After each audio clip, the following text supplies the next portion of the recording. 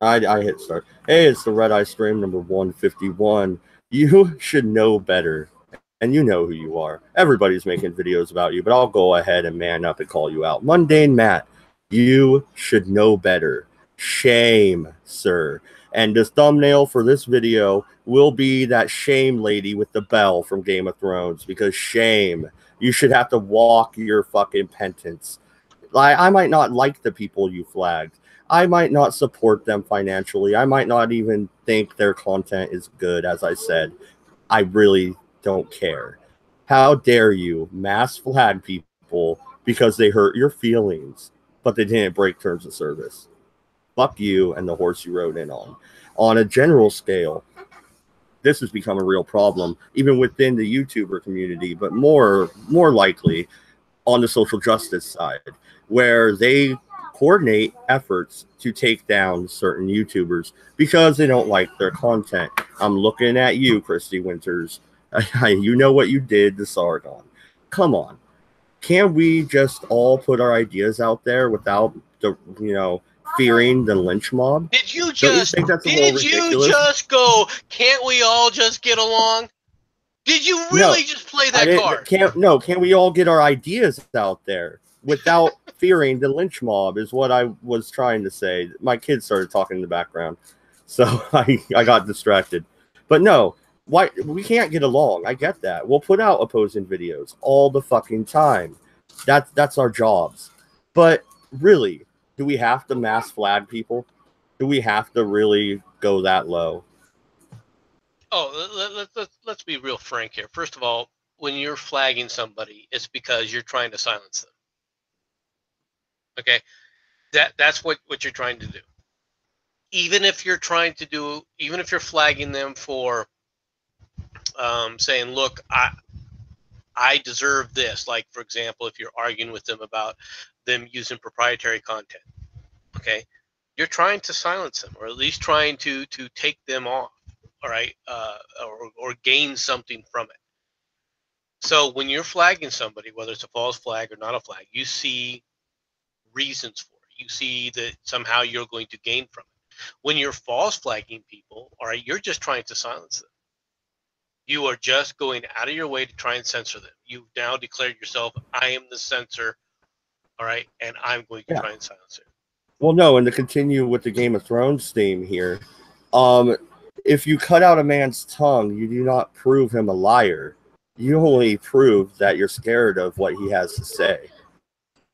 I mean, that's the same thing here where you're false flagging people, whether it be Matt, whether it be fucking Steve Shives, whether it be fucking Christy Winters, what have you, whether it be me. If I got butthurt at a certain creator who made fun of me, if I would have went and false flagged him, I would have been a piece of shit. And I didn't do that. That's not how this game is played. Well, no. But let's be honest. That's they don't care about that, right? To them, this isn't a game, right? To them, this is life and death, and you are the enemy, so therefore you must be silenced. And that's how they approach it. This is why I have such an argument with people like Nachi who come back and go, well, why are people just climbing into their tribes? Because there's a group of people out there that are flat out going to sit up there and silence you. All right, and you as a moderate are doing absolutely nothing to call them out. You let others call them out, and then you go, well, wait a minute here, we're not getting along. Can't we all just sing Kumbaya? No, you can't just sing Kumbaya. It's beyond that now. You guys had your chance. Nachi, you have your chance to jump in there and say, look, this stuff has to end. It doesn't have to all be one-sided, but when you see corruption, you've got to be willing to call it out. Mad Dodge right now is doing exactly what he should be doing. He's seeing corruption. All right, he doesn't care that it generally is the anti-SJW side, and he's calling it out. But if you're not willing to do that, then you're not fixing anything by playing the Pox in both houses game. Well, both sides do it. Yeah, well, one side will call it out, the other side won't. The other side will actually engage and help it. And how's it going, Sherardi? Oh, she bounced out again on that. I think she dropped out. But no, go ahead, Gunslinger. You haven't said your piece on this yet. At least not your opening piece. It just seems like a bitch-made move to me. You know? I mean, yeah, you disagree with the guy. Okay. Is that a fucking reason to fucking deplatform him? The fuck is wrong with their fucking brain? Fuck off. Leave the dude alone. You disagree with him. So what? Does that mean he deserves to fucking be lynched by by a bunch of fuckwits? No. Fuck off. Well, no, and this is YouTube. Everybody is going to end up doing videos about other people, and sooner or later, somebody's going to go through and do a compilation of all my red eyes, and every time we said something stupid. All right, that's going to happen. Let's be real about this. It will. If I continue to grow, eventually it will happen. But as long as they don't false flag me, as long as they don't deplatform me, then whatever. I'll find your channel and I'll do the same fucking thing to you. Because guess what? When you do a streaming channel, you end up saying some stupid shit at times. It happens to all of us. Left and right. Front and fucking center. Well, I mean, everyone's going to say something that later on in hindsight that they come back and go, no, that may have been wrong, or that may have been too far, or even, look, I was wrong about this. You know, people grow and they learn, right? Yep. Platforming people is completely different. Platforming people, especially for false charges, that's just revenge. That's just vengeance or going after people for personal petty reasons. All right, you're abusing the system at that point. You're not trying to be a good community neighbor. You're not trying to be, live up to the standards. As far as I'm concerned, this is one thing that I do agree with. And I'm not sure. I think it was Styx that said this. All right, but I'm not sure. You should be getting a community guideline strike if you false flag. They should look at you. If you commit too many false flags, you should be deplatformed. Because they're harming the entire platform. The platform should look at that and go, wait a minute here. This person's actually harming our platform. It's harming our overall content creators. We should be doing something to protect them. They should be going out of the way. Now, I don't know anything about Christy Winters aside from what I've seen from some of her videos and some of the videos Bearing has said. All right. But if she's engaging in mass flagging, if she's engaging in takedown videos to try and deplatform people, then she should be deplatformed immediately. It's not because I think that what she's doing or I disagree with her, right? Just like Mundane Matt. Mundane Matt, if you're actually going out of your way to go after people you disagree with and get them deplatformed for false flagging, getting community guideline strikes placed on them just to make their lives miserable, then you should be, as far as I'm concerned, you should be deplatformed. You should be kicked off the platform, or at least you should be held accountable for that kind of an action, because you are trying to harm another person, all right, for no reason. You're trying to harm them. You're attempting to stick a needle in somebody's eye. Yeah, no, and to avoid any slander liable, because I've heard about Christy. The only time I do remember her exactly doing this that I can say is she's done it to Sargon on numerous occasions on his videos and on his Twitter. And then they have turned around and bragged about it in live streams. There is video evidence of that. I've seen it. Therefore, that is not slander. So don't have your lawyer contact my non-existent lawyer, Christy. We're good. But then she should be held accountable. She should be deplatformed for that, for no other reason than that. At least she should get a guideline strike for it. If you're striking somebody else just to make their lives miserable because you don't like their content, not because you have an argument, but because you don't like their content, then you should be deplatformed.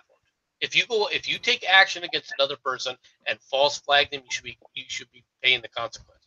For if you've taken down one of their videos, then one of your videos should be, you should be held accountable and you shouldn't be allowed to stream. All right, that at least given a community guideline strike, because you're not being a good community neighbor at that point. All right, you're not.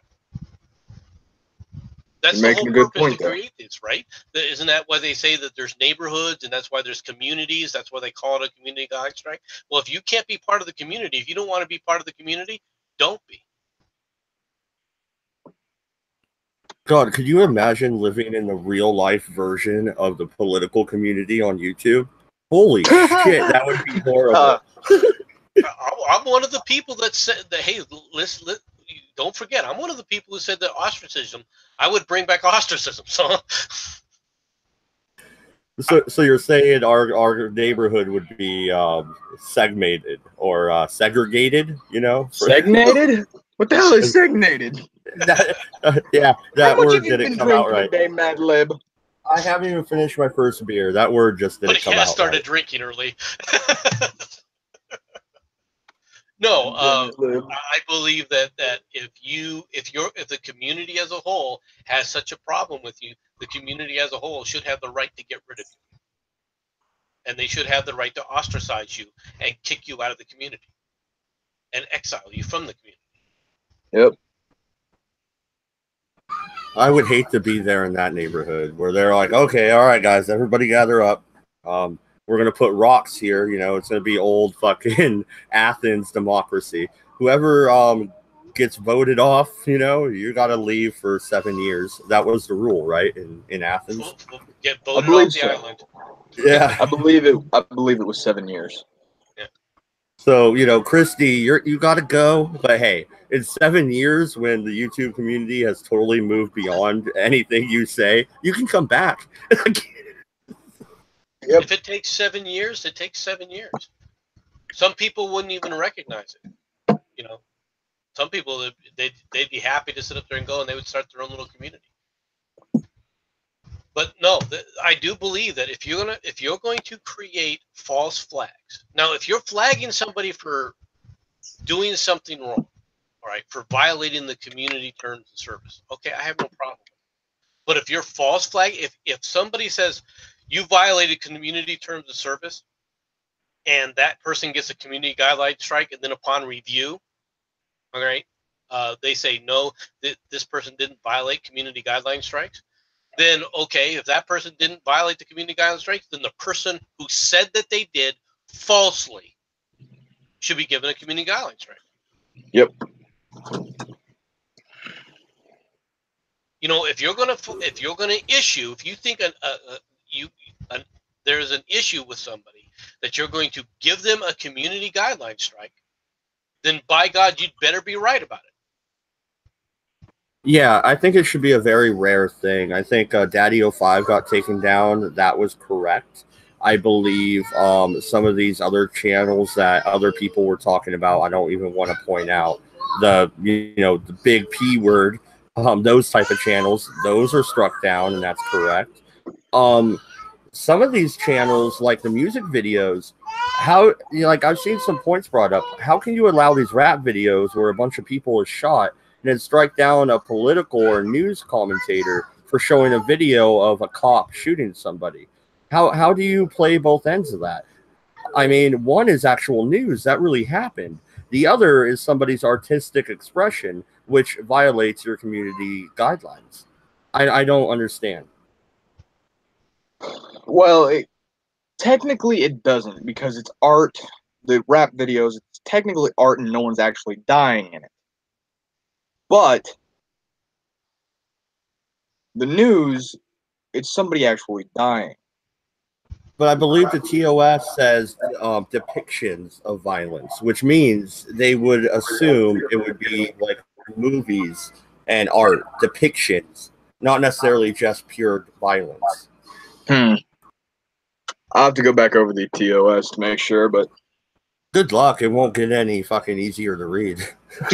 I just had to read it for class the other day, dude. It's still vague and fucking useless. Yeah. Not to mention they're changing the damn thing like every other fucking day. Well, that's one thing I brought up in class in the discussion thing. I was like, well, what good is a privacy policy or a terms of service, if within said policy it says we hold the right to change it at any time we feel. So they could literally terminate you and then retroactively change the rules so the termination was valid. Look at Alex Jones. Yep. Well, the Alex Jones thing is just that's abhorrent. Or let's be perfectly honest. What you had people that were, as Styx was saying, right? He was what they call brigading, right? Where they all got together and mass deplatformed him. They knew that he's being falsely accused of this stuff, and they said, you know what, we're going to go ahead and agree with it because if we all do it, we all cover one another's backs, so therefore we can do it. Now, I disagree with Styx in a certain sense, all right, because I don't believe it's about money. It's not. All right, it's about ideology. No, first and foremost. All right, they're not looking at this as a positive net gain. They're not making more money by doing this. Their bottom line is being negatively affected, not positively affected by doing this. Oh, that's a very good point, but I just want to insert fucking Tiger Lily just brought a new word into my lexicon. Flaggots. Is that a bad word? It's not what it sounds. Yeah, flaggots. I like that. That is a beautiful coming word. up with the new words. Oh, let's make that a thing, people. Flaggots. It's like flagellation. Is that what it's? Tiger Lily, do me a favor, doll. Go to Discord, write up the fucking definition and the word, and I will have Mad pin that shit up. Yeah, Urban Dictionary, here you come. Good job, Tiger Lily. Yep. You heard it here first, but no, I mean the reason they're doing it is ideological. It is strictly ideological. It is not. It is not anything more than that. And you people have got to start coming to grips with. This is my opinion. People got to start coming to grips with just who the left really is. You'd better start picking a side, you moderates. You'd better start picking a side, because it's gotten to that point. You can't just sit back and ignore this kind of corruption and ignore this kind of activity again and again and again and go, wow, they're all the same. They all do it, and then stick your head in the sand. Yeah. Lead, follow, or get out of the way. At this point in time, you don't have any other. Those are your three choices. And if you're going to get in the way, you're going to get squashed like a grape. If you think somehow you're going to stay in some kind of, middle ground that you've created in your own mind, and that somehow you'll be able to sustain that, you're just kidding yourself. Things have gotten too far now. They really have. Now, I'm not saying that there's a civil war coming, but there's a civil war coming. Whether it turns violent or not in the physical sense, we'll have to wait and see. But verbally, it's going to get as violent as you and as extreme as you can possibly imagine. It will go down that road. There is no other choice. Yeah. I'm with you on that. And it only takes a spark to start a fucking forest fire. Well, it doesn't help that I'm throwing gasoline around.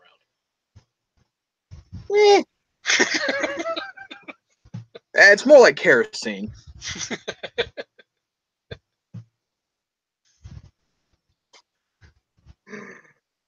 So, but no, I mean, it's. I mean, I brought up a thing on Common Sense's guys' stream, right, about where we're at with it and why I'm putting it the way it is. Where you got the Ninth Circuit Court basically sitting there thinking that they can tell the EPA what they should and shouldn't be doing, and they don't care. They go, well, we're going to sit up there and tell you how you should act. You're an administration. You're supposed to be doing the environmental things. We're going to tell you what the environmental policies are. You're not going to tell us. Yeah. Right? That's legislation from the bench. Yeah, I don't know how the fucking Ninth Circuit Court. I don't know what the fuck they think their fucking place is, but I highly doubt that they're supposed to tell exactly everybody what the fuck to do. But that's the whole point of judicial activism.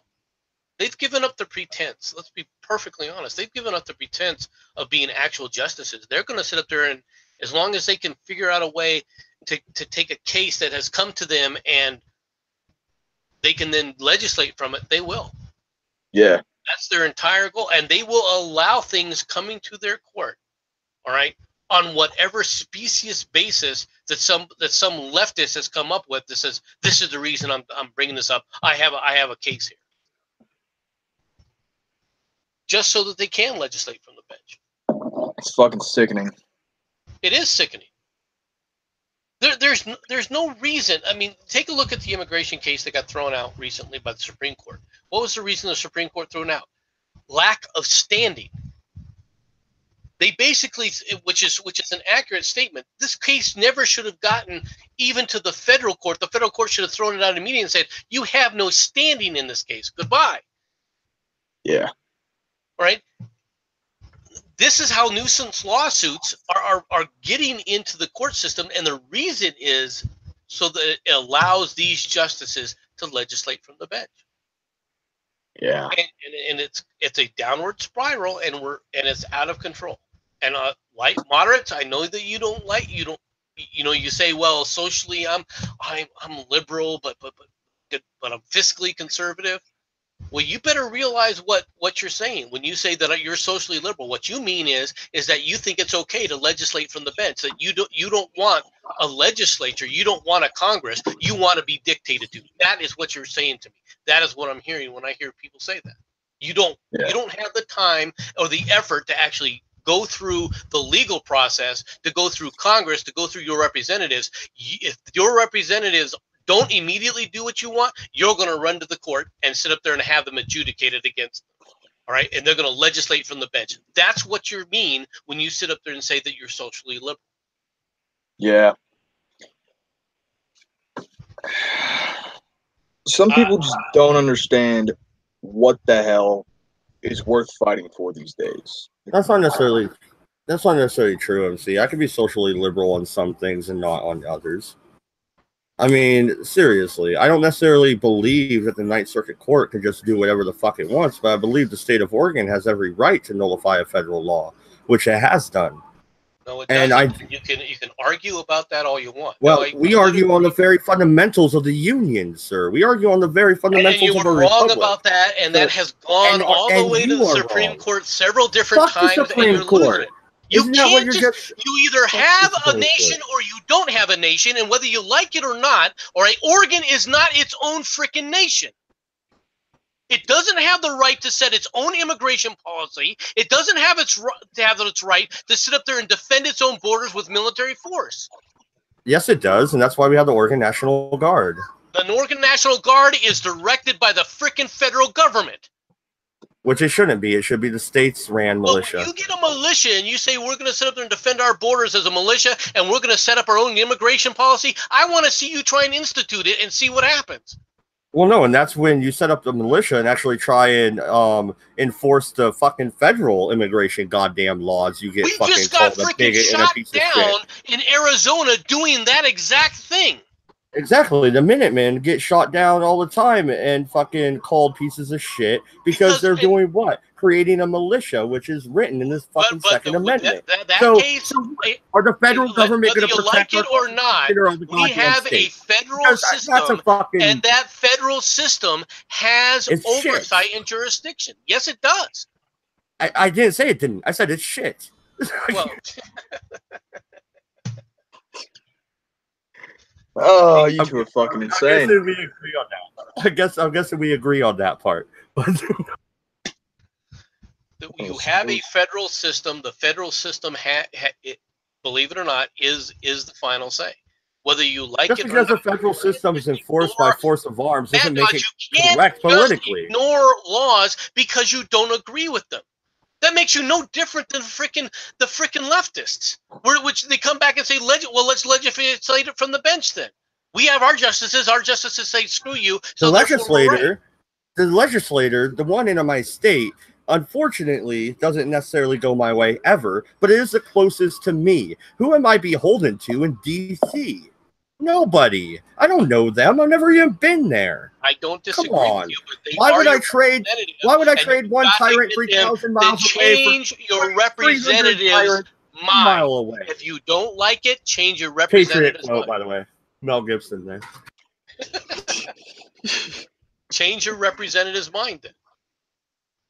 Because right now what we've got is something that's totally out of control. And you're not going to sit up and say, "Well, we nullified this." No, you didn't nullify shit. You haven't came? Come and take it. Come and take the plants, bro. Come and try. They have in California, and what was the result? They got away with it, didn't they? And you know what else is happening? It's kind of funny how all these places are having problems, all right, with their banking, isn't it? That's why Oregon pushed through new legislation and changed the banking laws in Oregon. Another form of nullification. Good luck. You're not going to get anywhere. No, it already passed. They passed it, and it doesn't matter because the federal law still stands. They haven't changed that. Why can't the state of Oregon actually insure the Oregon state banks instead of the FDIC? Is that unconstitutional? I don't see any prohibition in there for that. So what if the state of Oregon does choose to do that? Let me know when the loony lefties actually get that passed in Oregon. The loony lefties run Oregon. That's who runs it. I don't have the keys to the car. The fucking Let me know when you loony lefties actually pass a banking act that says that. Hey, don't throw me in there with them. Don't throw me in there with them. Let me know when they pass it. Let me know when they sit up there and say, you know what, we're going to sit up there and fund our own FDIC. Let me know when they do that. Because the one thing about liberals is they never pay for it themselves, ever. That's obvious, and that's why they have here in Oregon one of the highest property taxes in the whole country, second only to, I believe, New Jersey, actually. But yeah, there's that. Okay, let me know when you're going to pay for your own FDIC. Want to see it? Okay, why not use the credit unions then? Because right now, okay, you want to be such a smart ass about this, all right? I live in a state where this is actually happening. No, wait a minute. I live in a state. Federal reporting laws. Here's the goddamn problem. You can complain about the problem all you want. Then you're right about your solution. Your solution is exactly accurate. All right. You as the state of Oregon could sit up there and set up your own banking system. All right, and say this is within the Bank of Oregon. All right. The problem is that the Bank of Oregon could only stay within Oregon. It couldn't advance. Why not through the Pacific Corridor? All 3 states on the West Coast are legal, so is Nevada. As soon as you go across state lines, you are subject to the interstate commerce laws. Enjoy. Yeah. And they fucking read the interstate commerce law wrong. To regulate in the time where the Constitution was written means to make regular. Welcome to the party, pal. Welcome to the party when I sit up there and said that the judiciary is out of control. Oh, man. And that's a real judicial argument. I got that argument from Judge Napolitano, and I happen to think he knows what he's fucking talking about. It literally did mean. Napolitano also still agrees with the Miranda ruling, which is a frickin' abortion. Well, not. God damn it. Now you're bringing up abortion. This is supposed to be fucking mundane Mats.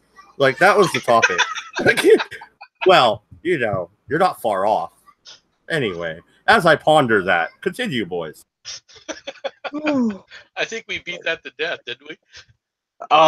Death. I'm looking at a fucking pile of pink mush. That's what the fuck that is. Y'all went beyond death. That is beating a. That is defiling a corpse right now. Okay. Y'all beat it to death and then stuck your dicks in it. All right.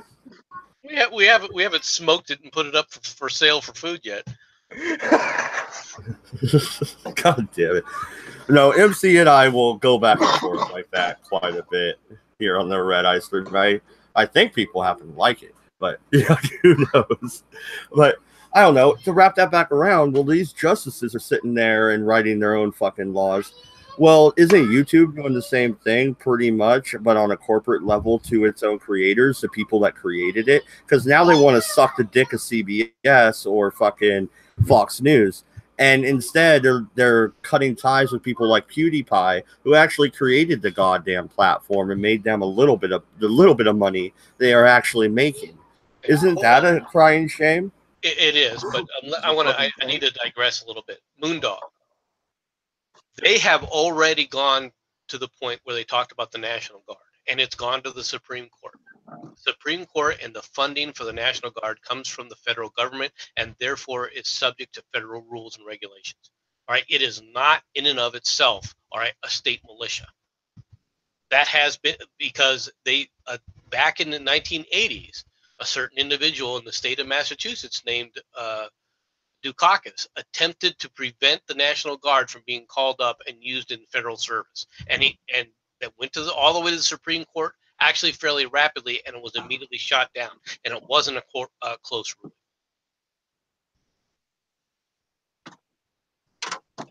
Just to let you know. Sorry for sidetracking that.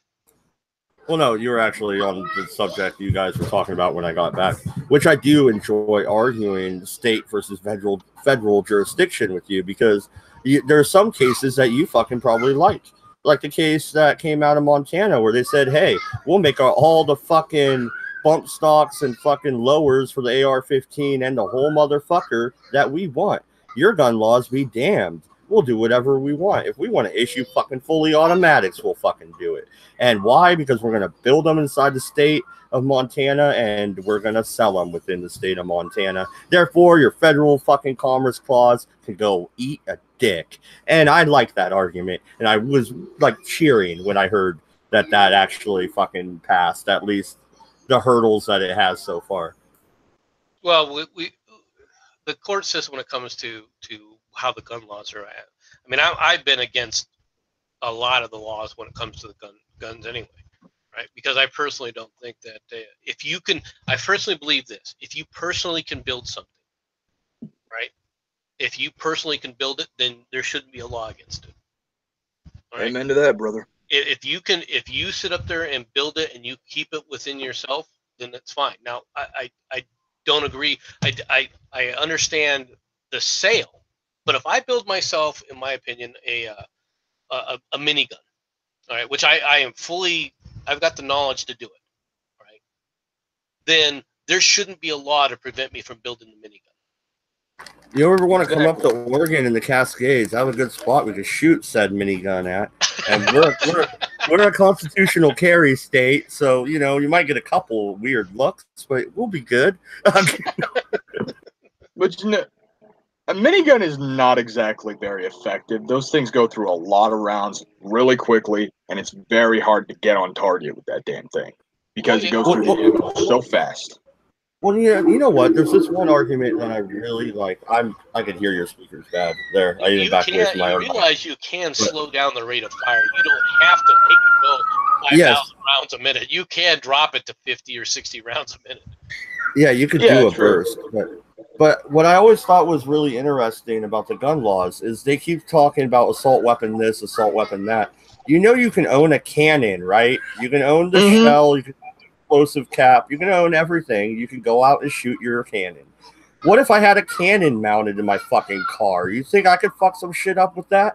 Maybe I could shoot it a fucking hole in a bank or something. Come on now. You're not going to fucking win this gun. A modern weapon, meaning a cannon that's produced after the 1890s, right, is technically banned. Oh, but you could build your own, what I heard. No, you can't. You cannot. Can't? No. Technically, it's illegal. I was buying one from a pawn shop. Something that can actually throw a modern artillery piece.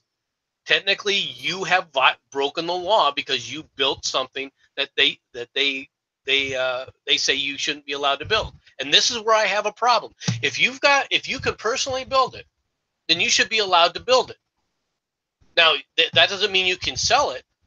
That doesn't mean you can say, well, I can sell it to Fred Johnson down the street. All right. I would agree that they have the authority to say, no, you can't sell the weapon. All right. But as far as you personally building it, yeah, no, you should have the. If you can personally build it, then you should have the right to build it. Now, building a modern day cannon is not as easy as people think it is, right? For one thing, getting that much steel and actually, working it, all right, milling it, doing all the things you need. The equipment you need to do that is not something you're going to find at a freaking Ace Hardware store. Yeah.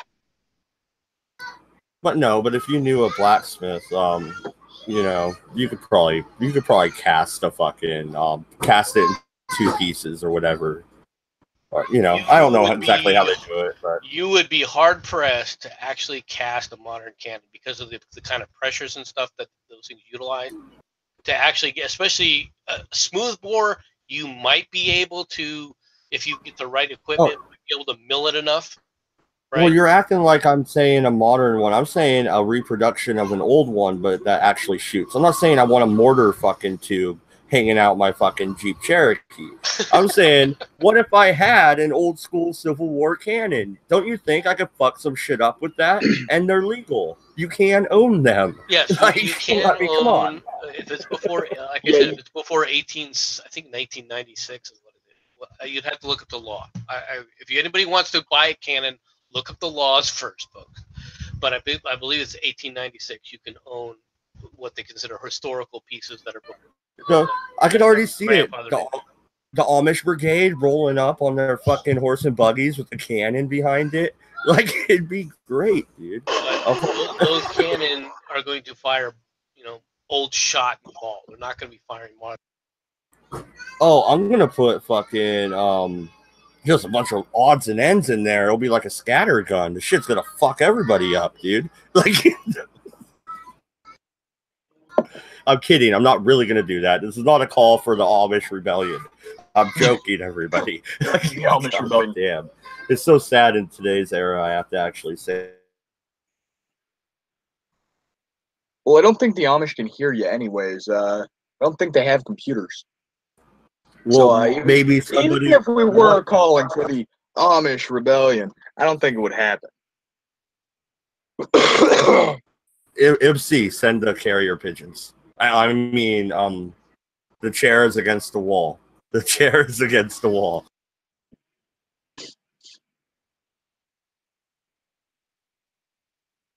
MC, you there? I think we might have killed MC.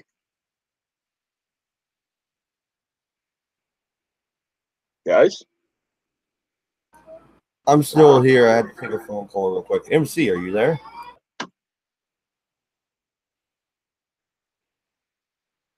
Okay.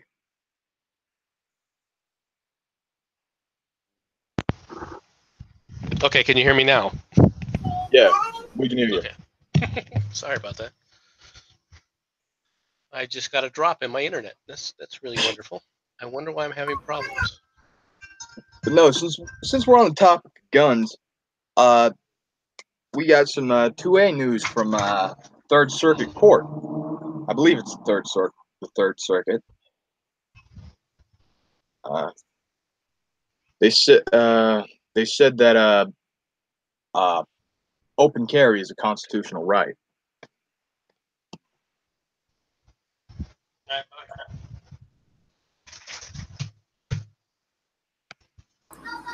Well, it is a constitutional right. Open carry is. A lot of states actually adhere to that. Even Oregon, for how crazy leftist it is, we are open carry. You do not need a license. You need to be of age, and it has to be in the open. You cannot conceal it. But you can walk around with it wherever the fuck you want. I've gone down the street in my small town with a 12-gauge shotgun on my back after we went out shooting and got stranded and had to walk 10 miles into town. So, yeah, you can just walk down the street with a shotgun. Yes, you might get stopped and they might be like, whoa, why you got that gun there, son? Or whatever. And you just go, dude, I'm going straight home, man. Like, and you don't even really have to do that. Like, there's some people that just go to the store with their gun on their hip. Yeah. But no, this was in Hawaii. Yeah, Hawaii has pretty draconian gun laws as well. Yeah. Draconian? That's an understatement. fucking straight up communistic. Like, they don't even want you owning the fucking things. No, they don't. They want to disarm the populace so that they can sit there and then once they get everybody disarmed, they will then go to their next level, which is then they're going to tell you what you can say, what you can't say. Yep. And you have people like we were talking about before that are going to make that kind of attitude prominent. I mean, it's going to be people aren't even going to realize there's something that's wrong about doing that. Yeah. You know, there should be nothing wrong with doing that. There should be, these people are saying bad things, so therefore I don't want to hear it. We're going to protect you from the bad people. Yeah. Let's talk about a little bit about, Unite the Right Part 2, Electric Boogaloo. Nothing fucking happened. Nothing at all.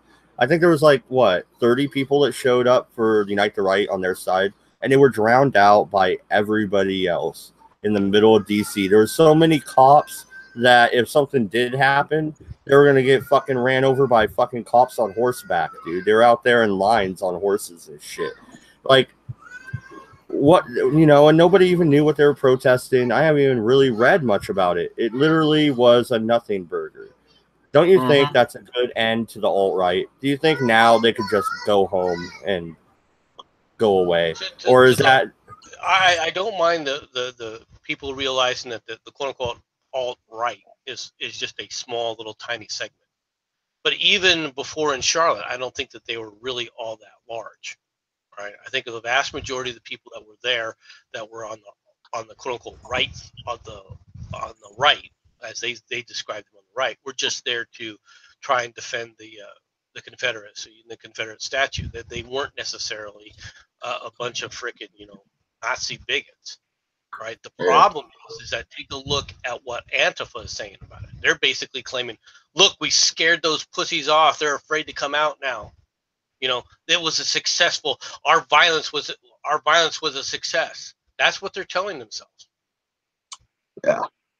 And it's all over Twitter and it's all over their feeds where they are, patting themselves on the back for being violent thugs and what they were able to do. We shut those Nazis up. That's what they believe. Well, this wasn't an issue over a Confederate statue or even the Confederate flag. If it was, you would have had the Virginia flaggers out there and all sorts of, Sons of Confederate Veterans groups, and they're not Nazis. Not necessarily. They are not Nazis. Now, would the Nazis and the stupid fucking what's left of the dumbass fucking Klan show up? Yeah, they always do. And that was my fucking beef with the first Unite the Right. When they were actually out there protesting something, I was like, yeah, go protest that. They were all fucking racist pieces of shit that showed up and started shit, and the real people were forgotten. And it pisses me off because it is an issue. Well, yeah, but think about what the left though did. The left looked at this as a great success. These Marxists think that they were able to shut down the people that disagree with them. That they were successful in doing that. They don't look at the fact that they're, they look at it as a win. This was a win for them. Well, look what they've had in a week. They've had multiple wins. They've had the censorship of Alex Jones. So they're winning the internet war as far as they're concerned. They're still up. The Proud Boys are down. They have, they drowned out the Unite the Right rally in DC, so they feel like they won that. All they're not winning is real politics. Well, are they? You got people like Nachi, and I'm sorry for beating you up about this, Nachi, but you got people like Nachi who are like, well, can't we all just get along? I mean, can we put the tribalism to the side? Well, show me where you're standing up against them. These people think they're winning. How are they gonna stand aside and come together to work on some of these issues when they see no reason to do that? They think they're winning. They're looking at it. No, our way's the right way. Go take a hike. And you're telling the only people who can stand aside, the only people that you're bitching about are going to end up being the people on the right. And I don't mean the alt right. I don't mean the freaking Nazi right. I mean conservatives as a whole. Yeah, exactly. And I haven't even seen any stories about what the Unite the Rally, the people that did whatever speech they tried to do said, because I don't think anybody heard them, even Did with they sound equipment. did Like, they even speak? I mean, I don't even know, to be honest. Yeah. as far as I know, it was just they walked a couple of blocks and then just left.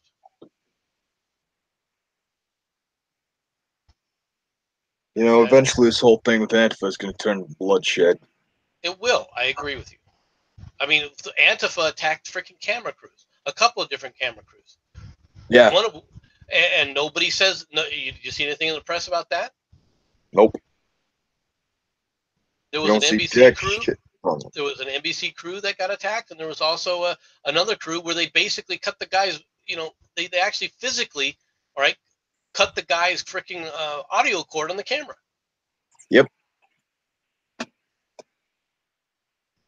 Like I said, this is eventually going to turn to a fucking war.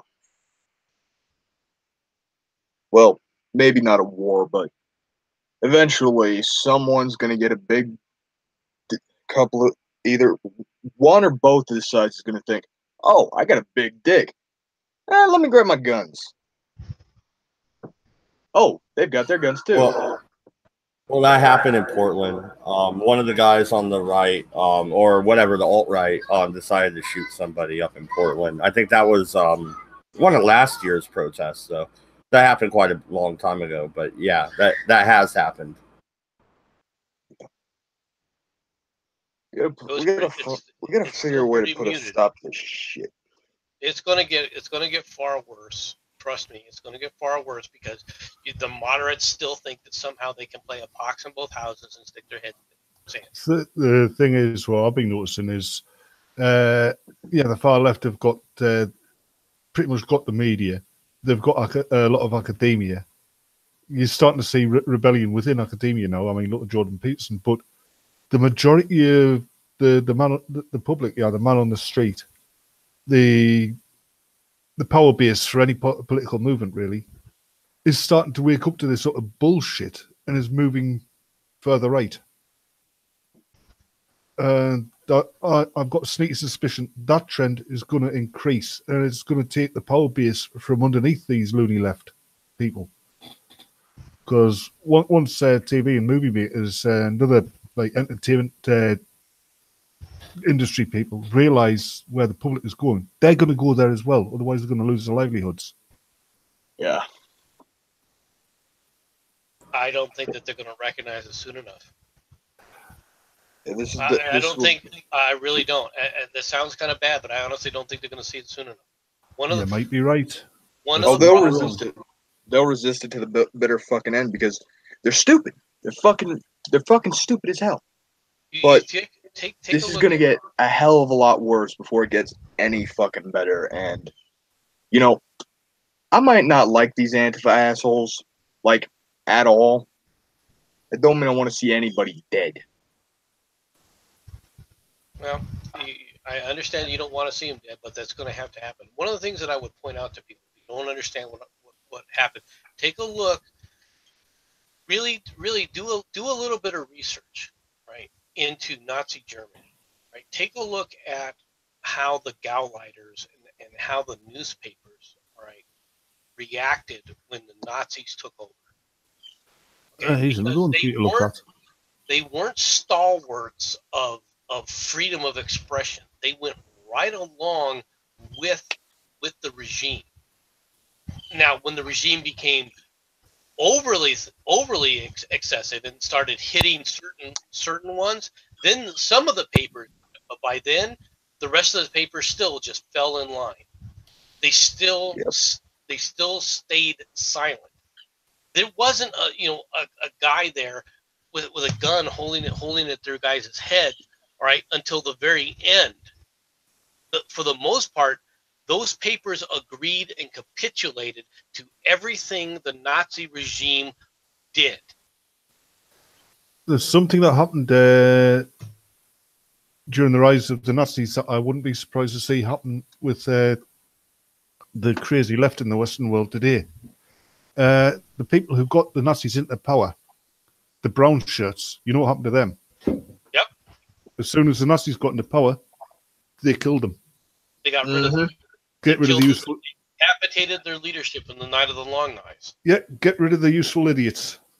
So and rolled up the rest of them into the Wehrmacht. They wouldn't even let them in. They wouldn't even let them into the SS. And the SS was nowhere near the worst of the Nazi organizations. The real monsters were all in the Gestapo. Yeah. Well, in areas of the Gestapo, the groups that were running the Einsatz group and so forth. Yeah. Apparently, they were more frightening than the worst of Stalin's secret police.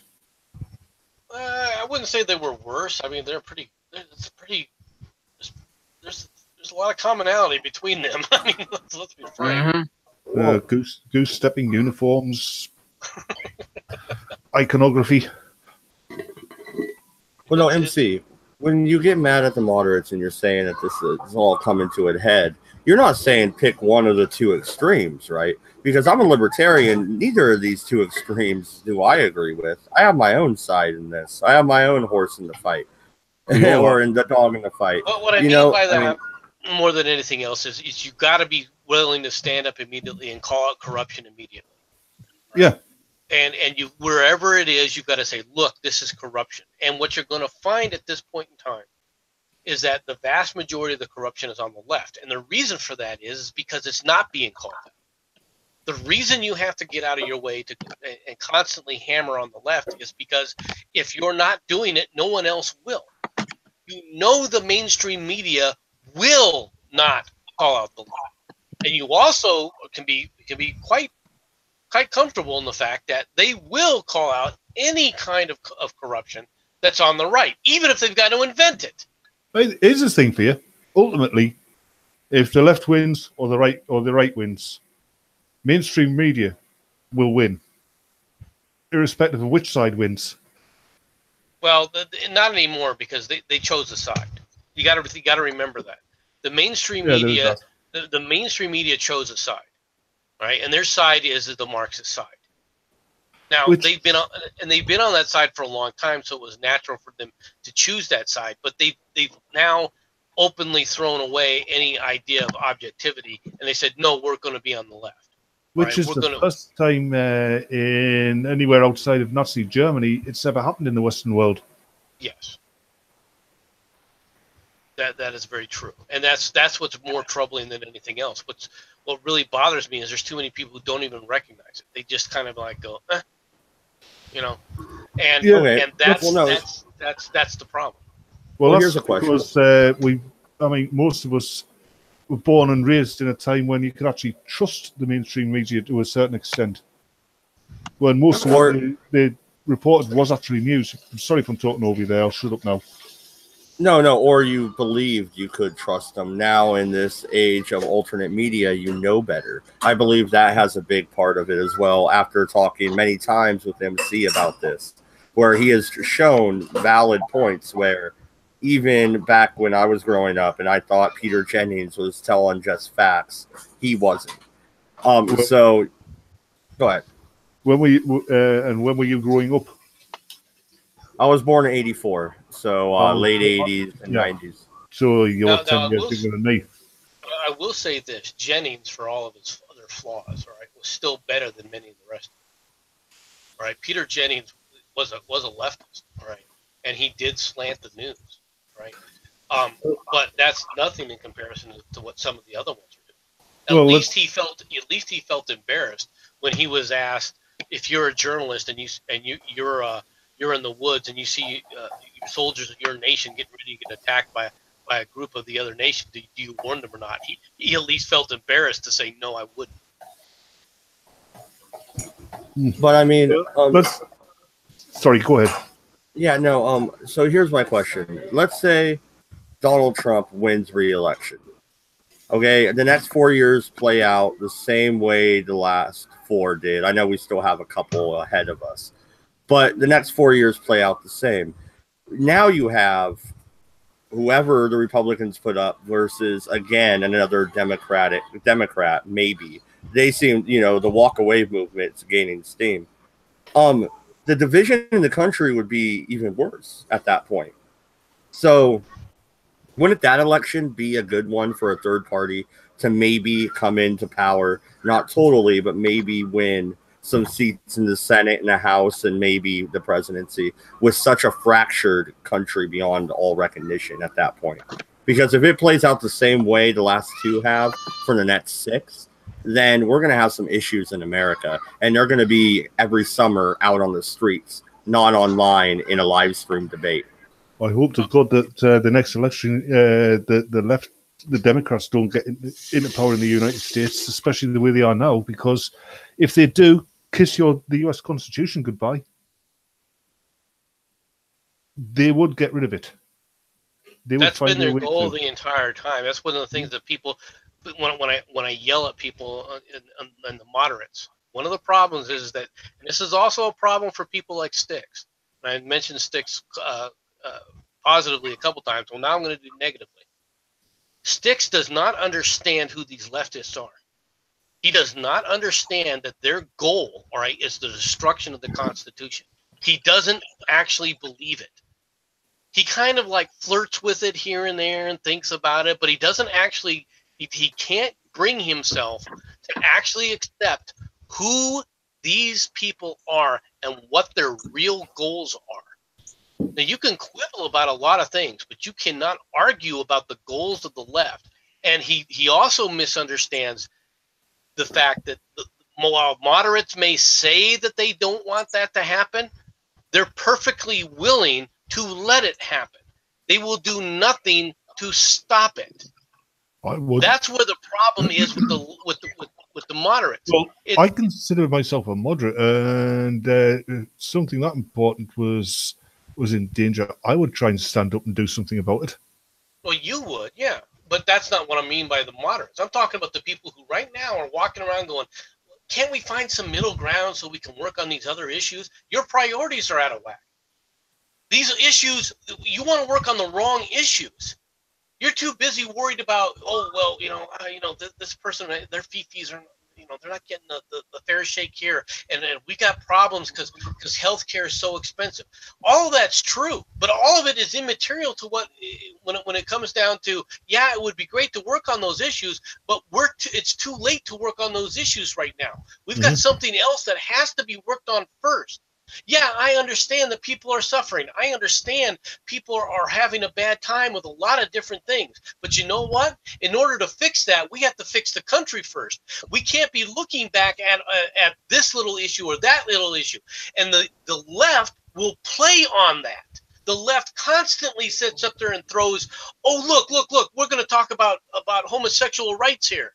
All right? To deflect what they're actually doing, and what they're actually doing is things like that ended up in like I said, with the Ninth Circus basically coming back and saying, we're going to tell the administration how to do its job.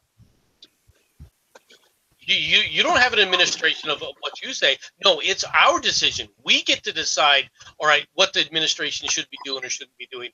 All right, we're the ones who are going to tell you what they're doing. All because you got people on the right that were like, okay, we'll vote for the leftists because I'm worried about the homosexuals getting the right to marry. And so you voted for the frickin' Democrat. Congratulations. And now we no longer have a country. Well done in your prioritization scheme. Well done. Well, wait a minute, though. Eldritch God in the chat says, Antifa beats up 65-year-old Jews and attempt to strangle them to death in front of cops while screaming that he's a Nazi. Same old shit, Eldritch, I never heard that story. The link is in the Redeye stream text chat in my Discord if you would like to jump on. But yeah, if Antifa is anti-fascist and they're out there strangling old men who happen to be Jewish, isn't there a fucking problem here? Okay, well, let me ask you a question for you, Mad Dodge. All right, is this new? Is this kind of action, all right, actually new? You can point out, how many times has it been pointed out that this kind of hypocrisy has been pointed out? And yet you still have people that sit up there and go, well, we got to find solutions to these other problems. Do you start to see where I'm talking about with the prioritization scheme? Yeah, you deal with the big life-threatening shit before you deal with the hangnail. Exactly. Exactly. And you can't let people keep pulling out the board and the edifice, all right, of the house and the structure. If you continue to keep pulling out the governmental structure, you know, weakening the governmental structure, without coming back later and trying to fix it, and eventually it collapses. Yep. And we're at that point right now where the government. On about it. If they to use another analogy, if there were a demolition crew tearing down a building, they would start with the ground floor first and crush themselves. Right. So what do? They go to the top floor and they go one floor down, pulling out a strut here, another strut there to make sure that when they're finished, all right, it's still creaky, and then they just hit one small explosive and it all comes down. Oh yeah, but like it says, the way the left are doing it, they're starting on the ground floor. Oh yeah, but nobody's calling them on it, so who's stopping them? Nobody's calling them on it. When they get called out on it. I mean, I was listening to Sargon, right? And he was like, I can't believe that Fox News is the most truthful news. Really? I know. Really, Sargon? Maybe 10 years ago, you didn't know what you were listening to. When you were a full-on supporter of Jon Stewart, maybe you didn't bother to take the time to really listen to what Jon Stewart was saying. Or maybe it sounded good to you, right? And it got your little fifis going, and you were so proud because you're on the right side of the issue instead of actually sitting back and thinking about what the actual consequences of all this were. Because 10 years ago, all right, when you were cheering this shit on, all right, what was going on aside from that? These people were getting worse and worse and worse, and you were ignoring it. You weren't ignoring Fox News. Oh my God, they're just a freaking joke. They're laughable. It's actually crap I've been pointing out since the early 80s. Yes, I agree with you.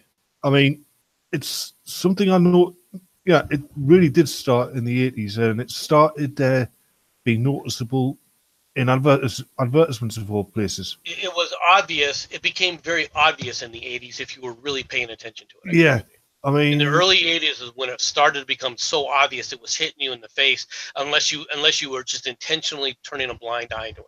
Yeah, because that's when they started trying to turn public support away from what they perceive as the privileged classes, white people, particularly white men who aren't gay. You know what? When did that actually come about? This has actually been since I've been on YouTube and stuff. So about 2 years I've been, this has been in my face. I've actually realized it's happening. But when did straight white men become a fucking problem in this country? I thought we were the fathers, the fucking workers. I mean, what the fuck? It started in the 80s because if you go back, you get into the 70s and you go earlier, and you see the common portrayal of your straight white man. You get into the 70s and earlier, and sometimes he's humorous, but largely at the core of him, he's still a man, and he's still competent. As you get into the 80s and further on, it becomes more and more of a joke in popular media. I don't know. Say what you want about Al Bundy on Married with Children, but he had a job. He held his job. He took care of his family, and yeah, he liked to drink beer, and he hated his wife. Yeah. That sounds like a married life. That sounds like a married couple. All right, that was Al Bundy. All right, that was only a single individual, and you had turned him into a laughable caricature. Hold on a minute. Eldridge God said it started with Al Bundy. I would say no. Al Bundy was a comedian's, a comedy writer's response and rebuttal of it.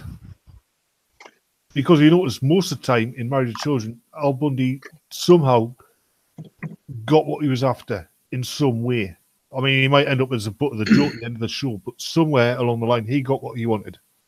Well, the biggest difference between what was going on in that show is that they were also still poking fun at at the other side simultaneously. Yeah. Steve and Marcy were as much of a butt of the jokes as Al was in a lot of ways. Okay, that's very true. All right, but they were also making fun of the bubble-headed bleach blonde. Yep. You know, that whole scenario. Everybody. So everyone was still a target. However, Al Bundy was just one show. All right, Married with Children was just a single show. And where did it come from? Was it on ABC, CBS, NBC? No, it came out of Fox. And they didn't expect it to last 4 episodes. Okay, well, Homer Simpson is a by far worst example because he is often portrayed as a bumbling fucking idiot. Well, who's always the hero? Who is always the hero in Lisa. Lisa and Marge. Yeah. Lisa and Marge are always the hero in that. One thing about The Simpsons, though, when you look at Lisa, yeah, she's always a hero. She knows everything, and she's always got the moral high ground. Everybody hates her. Her parents appear to dislike her. Bart doesn't like her that much. I don't think Maggie does. In fact, you can hear Maggie going on about it in quite a few episodes. Nobody likes Lisa. Well, yeah, no. Lisa's a cunt. Yeah, she's got a dried up old lady cunt. Or Lisa. We're not talking about Meg here. Come on. Oh, it gets even worse when you start dealing with Family Guy. But what my point was... No, not with Family Guy, because Peter's a bumbling idiot. All the guys are freaking disasters. Lois is one stage from an alcoholic. She's an extreme narcissist. She's a cunt. She's not a nice person. Right. They make Joe into a racist cop. All right. Sometimes he is. Sometimes he isn't. He says at other times. I mean, he might be quadriplegic, but he's still always portrayed as a racist cop. I've never actually noticed that. Not fully. Sometimes he appears to be. Sometimes he isn't. Quagmire is a freaking demented pervert. Yeah. Oh yeah. Meg is. Well, no, there is one character on Family Guy that every time they bring him up, I just skip through, and that's the old man. I hate that character, and I don't know why they even added it. I don't like that. Well, Herbert Pervert? Yeah, I just said that. What's the difference between him and freaking what's his name, Quagmire? There's a big difference. The age of who they are giggity over. Well, okay. The pedophile thing I don't like either. I mean that you're right about that. Yeah. But what my point was initially is while Married with Children was going on, right? What were the other shows that were popular and became popular in those times? Oh, I don't know. My mom always watched Married with Children, In Living Color, Mad TV. I don't know. We were kind of a comedy house at that time, and Star Trek and shit like that. Right. Well, Star Trek. How does Star Trek portray men? Well, okay, come on. The Next Generation, Picard is the stoic, fucking steady, fucking hand that guides the ship. Yeah, but he never really loses it. He's always yes, he always got to pat the person on the head. Hold on, no, Picard always loses it. Every fucking episode, Picard's said chewing somebody out. Whenever he shouts at Riker, Picard never got rid of freaking Troy. Troy should have had no business being on a starship or being even on anywhere. Well, she had business on a starship. I mean, she was. You know what? No, I want to jump back into Star Trek because we're going into the last hour anyway, and I love Star Trek. But the chat brings up a real good fucking point. Hold up, Matt Barkley. The only thing on TV that pokes fun at the left is fucking South Park, and you know why? Because the creators of South Park are libertarians. And we hate both sides. And yeah, Parks on both houses. And I point out the only reason that South Park got away with it was that it was put on Comedy Central when it first came out, and the fact that it was on cable, all right, prevented most people from seeing it initially until it grew an audience. I'd just like to say. Go ahead. I'm sorry. Go ahead. What about the Orville? I mean, the Orville attack, pokes a stick at every side as well. Yeah, but Slinger, just go ahead. Let Slinger talk for just a second. We've interrupted him so many times. Sorry. Oh no, I was just gonna say, Mad, fuck you. Star Wars is better. Han Solo is a dirtbag, and you fucking know it. He shot first. He's a murderer. You mean apples? Hold on. You mean Han Solo? Yeah. No, and who gets frozen in carbonite? You cunt! Kill that fat bastard. Your girlfriend killed him. You fucking pussy. Fuck you. Fuck you and fucking Picard. I know my Star Wars. I can make this argument. That's child's play. Try surviving over 80 years in a fucking transporter buffer. Yeah, right? Fucking Scotty's a pimp. Yeah. Or surviving 8 Scotty's a pimp. Scotty's a stupid or fuck. being trapped in a paradise dimension for 80 years, and then because somebody wants some help to fight the bad guys, leaving paradise and then getting killed. Yeah, Han Solo wouldn't leave paradise. He'd be sitting there in that pleasure palace fucking with Leia and every other girl. No. Tell the truth. He'd be bent over the kitchen table with Lando Calrissian raping him. Yeah, as far as Disney would have you know. When the fucking Lando become fucking... I don't even know what he is now. Like, what is pansexual? I don't even care. Never mind. Pansexual is where you like having sex with horned Greek gods. See, you can no longer say Star Wars is better because Mickey Mouse fucked it up the ass and then threw it on the ground and then raped it again. So you know what my rebuttal to that. You know what my rebuttal to that is. Abrams did the same fucking thing to Star Trek. Yeah. You know what my rebuttal to that is? STD. Yeah. Yeah, that's what it's called after Mickey Mouse rapes you. Yeah.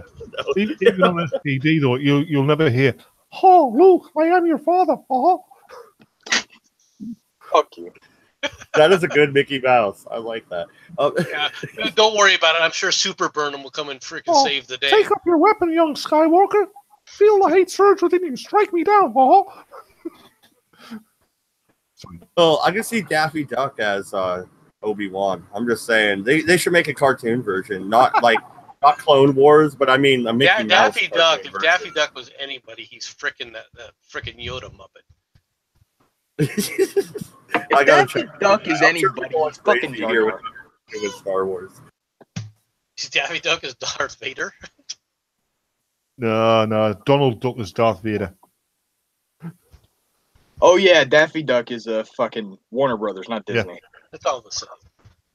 Yeah, no, and Aaron Telford, I agree, dude. DS9 is the best Star Trek.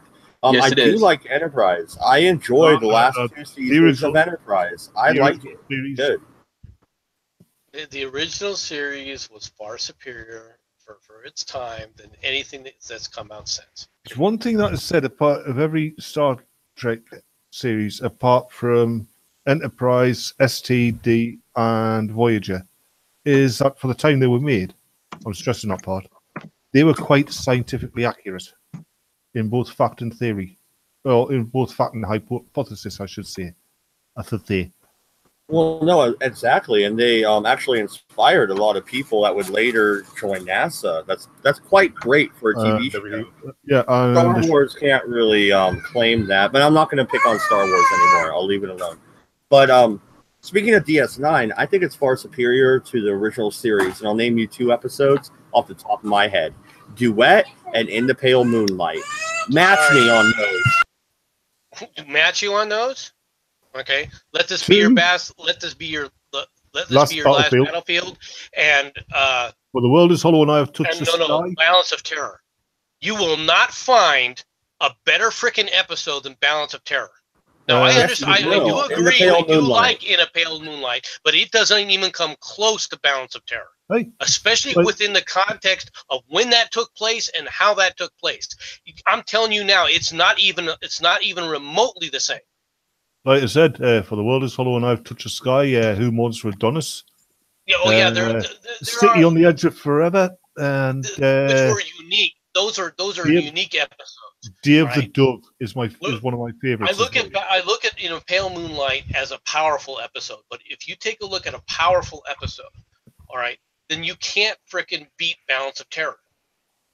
It had every frickin' element that you would want in a sci-fi, and yet at the same time was true to human what a human characteristic was. Oh yeah, and there's another thing within the dynamics of the crew, within the dynamics of the aliens, everything was in play.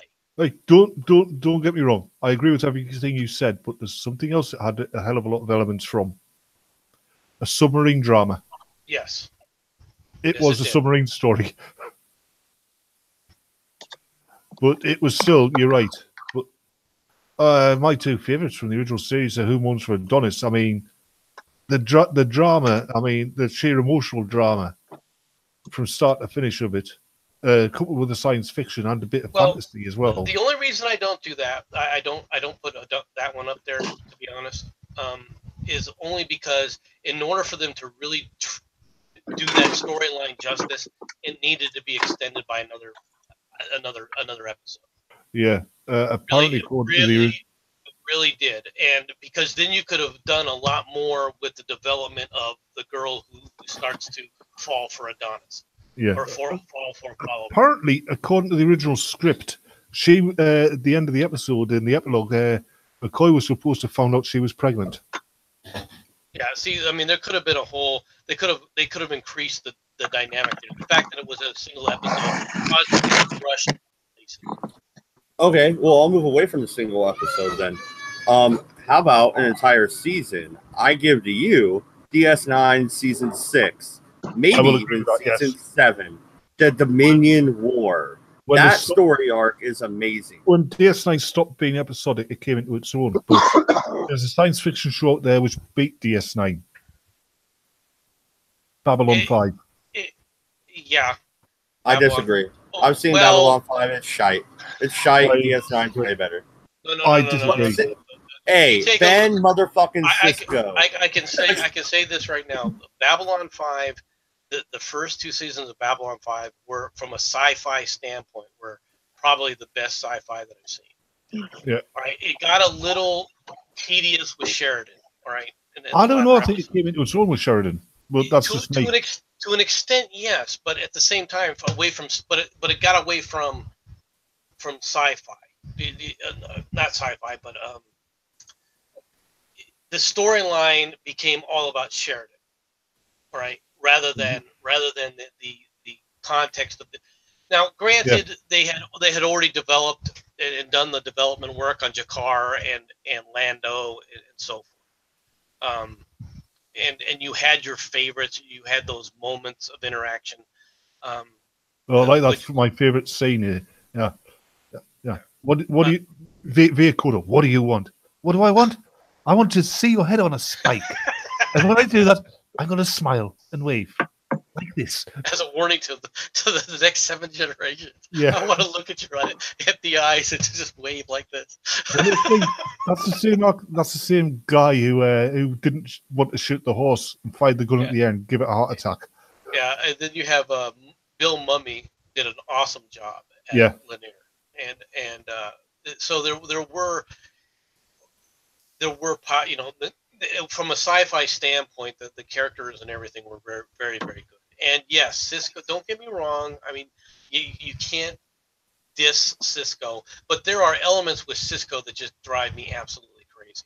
All right, there's like that he does. No, I get it when you say he overacts sometimes, and there's a lot of that in the first season. But in the Pale Moonlight, that is not overacting.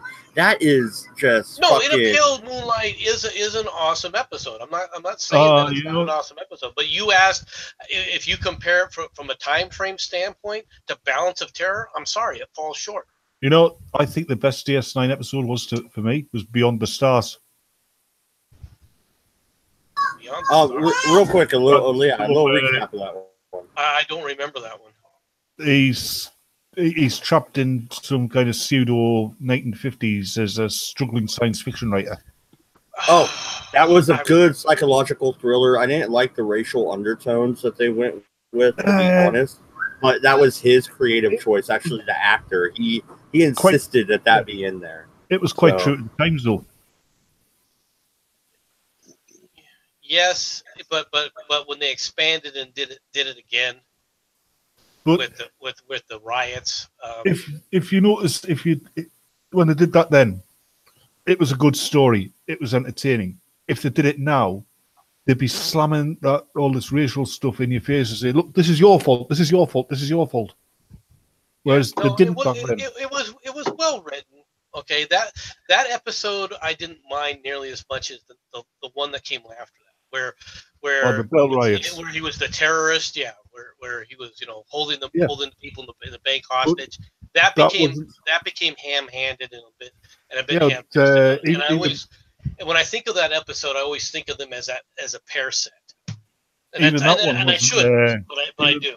Even that one wasn't racially motivated. Yeah, it was economically motivated discrimination. Well, no, that's true. It was economically motivated. The other racially motivated episode I could think of is the one where they want to break Vinny. Vinny loses his casino or whatever. They have that holodeck program that's just running wild that they always go to. It's a Las Vegas scenario. And Benjamin Sisko at one point in the episode, Dick Fontaine. Yeah, at one episode one moment in the episode, he goes, "I'm not going there. Do you know how they treated black people in Vegas in that time?"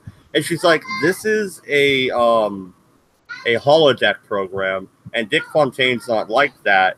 He's like, "I don't care. It's not true to the times." And he refused until the very end when he finally joined and hung out with the rest of the crew. But that was a very obvious racial fucking slam. But to me, that wasn't about racism. That was about extremism, like the extremism which is now taken as the norm now.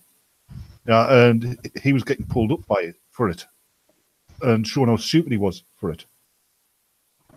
You know what? I didn't look at it from that point of view. If you look at her dialogue in it, she does call him out on it. You're absolutely right. Yep. Okay. I'll look at that different next time I watch it. The one thing that did annoy me was Jadzia Dax. She was the first, one of the... What? She was like I the would hit that 3 times a Sunday. Come on now. You can't be mad at Jadzia.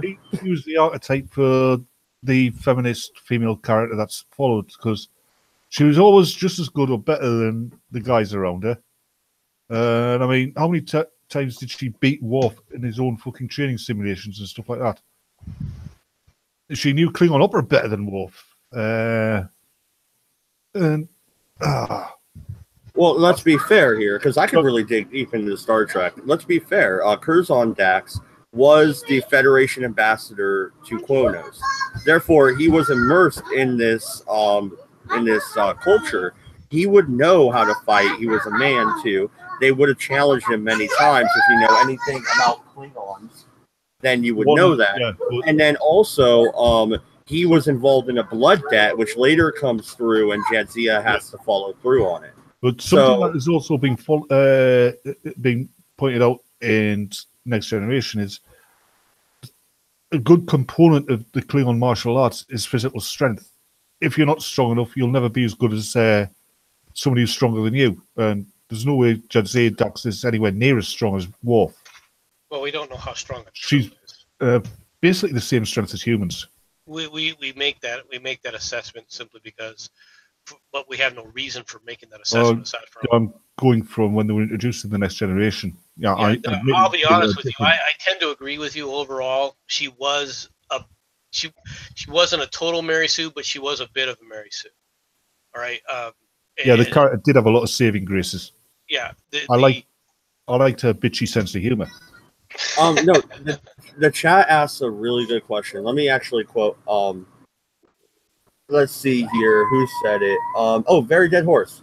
What is the panel's least favorite sci-fi series, or maybe the one you're most disappointed in? Least. I'll go first real quick. My most disappointed was Discovery, because I expected Trek to be back. It's been, dude, I grew up watching Star Trek. I still watch all of them over and over again on Netflix. And I wanted a new Trek show that was good, and they failed me. And they even took an actress. The actress that plays Michael is good. She was in The Walking Dead, and I love The Walking Dead. Character in The Walking Dead. Yeah, she is a good actress. They fucked it up. Yeah. She was a kick-ass zombie as well at the end. If you remember that bit. Yeah, no, we stopped watching The Walking Dead for a little while. We need to catch up, but sorry about that. No, what's the panel? What's your guys's well, I knew she died, she left the show. But what's your least favorite or most disappointing sci-fi series? Okay, I'll go next then. Star Trek Enterprise. Up until season 4. All the way to season 4? I was going to ask why, but I'll go all the way to season 4. Really? Because season 3 was badass. I think the last season was the watchable one. All the other ones seemed kind of lackluster in a lot of ways. I think that I would disagree with you in one regard, but then again, part of that's because I was willing to give Enterprise a lot of leeway because I understood where they were going from a generic sense, how they had to develop it. Right, so I was willing to forgive, especially the first season, which was slow. All right, slow going. I was willing to let them develop that and build that. Yeah, right? They broke continuity all over the place as well. Right, so it did to an extent, but I mean that part of that, a lot of that was due to the fact that you had different technology, so I was willing to overlook a lot of that too. But like I said, I was willing to give it leeway because it had a lot of developmental areas that it needed to develop first, and I knew it was going to be slow. I knew it was going to be hard running. One about breaking technology continuity, one about things like encountering the Romulans, which you shouldn't have encountered until. Oh, I didn't like that at all. Now I'll be honest with you. I have an argument. I have an argument for that. How many times did we encounter certain areas of the world where it was never really repeated, i.e. the Vikings in North America, where they knew about it, but they never repeated it, and it wasn't really in history. So this encounter with the Romulans, where you don't really know who they are, a fucking random mine attached to your goddamn starship. That would be fine, but they encountered the Romulans multiple times. Yeah. Hold on. Okay. Didn't encounter the Romulans until in North America. They encountered the Vikings in North America. In what? The Vikings discovered North America. There's proof of the settlement up in Canada. So the Vikings knew about Vinland, which is what they called it, and they kept having trade routes there for 150 years, but nobody else in the goddamn world knew it, and we didn't even know it until the modern era. That's what I'm saying, is how could Star Trek, you can't necessarily... off again contact with it, but that's not established trade routes. That's not the same. You're on about a civilization which has communication and recording technology. Aaron, what's your answer about the Romulans?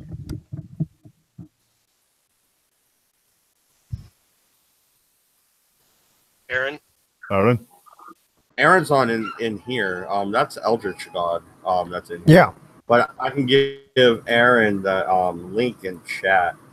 The link's in chat, Aaron, if you want to try. And sorry, I mean, it took a little bit for me to get the right account up. What exactly is the point somebody's trying to make here about Star Trek? No, what we're asking, is being asked is he asked, what's your most disappointed or least favorite sci-fi show?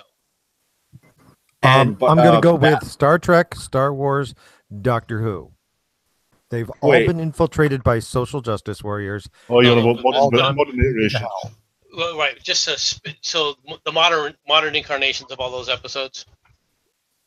I mean, saying which one is worse is like saying what's worse, to have your balls cut off or to have them removed with a drill. I mean, seriously, they all three franchises are destroyed.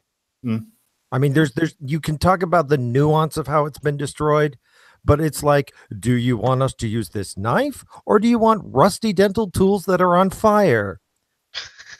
Can I go with the rusty dental tools? Well, I think you could do one thing, though, with Star Trek that you can't do with the others. You can do they could create an entire series based on Mirror Mirror. Well, in thankfully, the mirror universe. They could actually build an entire. They're both different setups. The Star Trek before it got destroyed was great for serial stuff.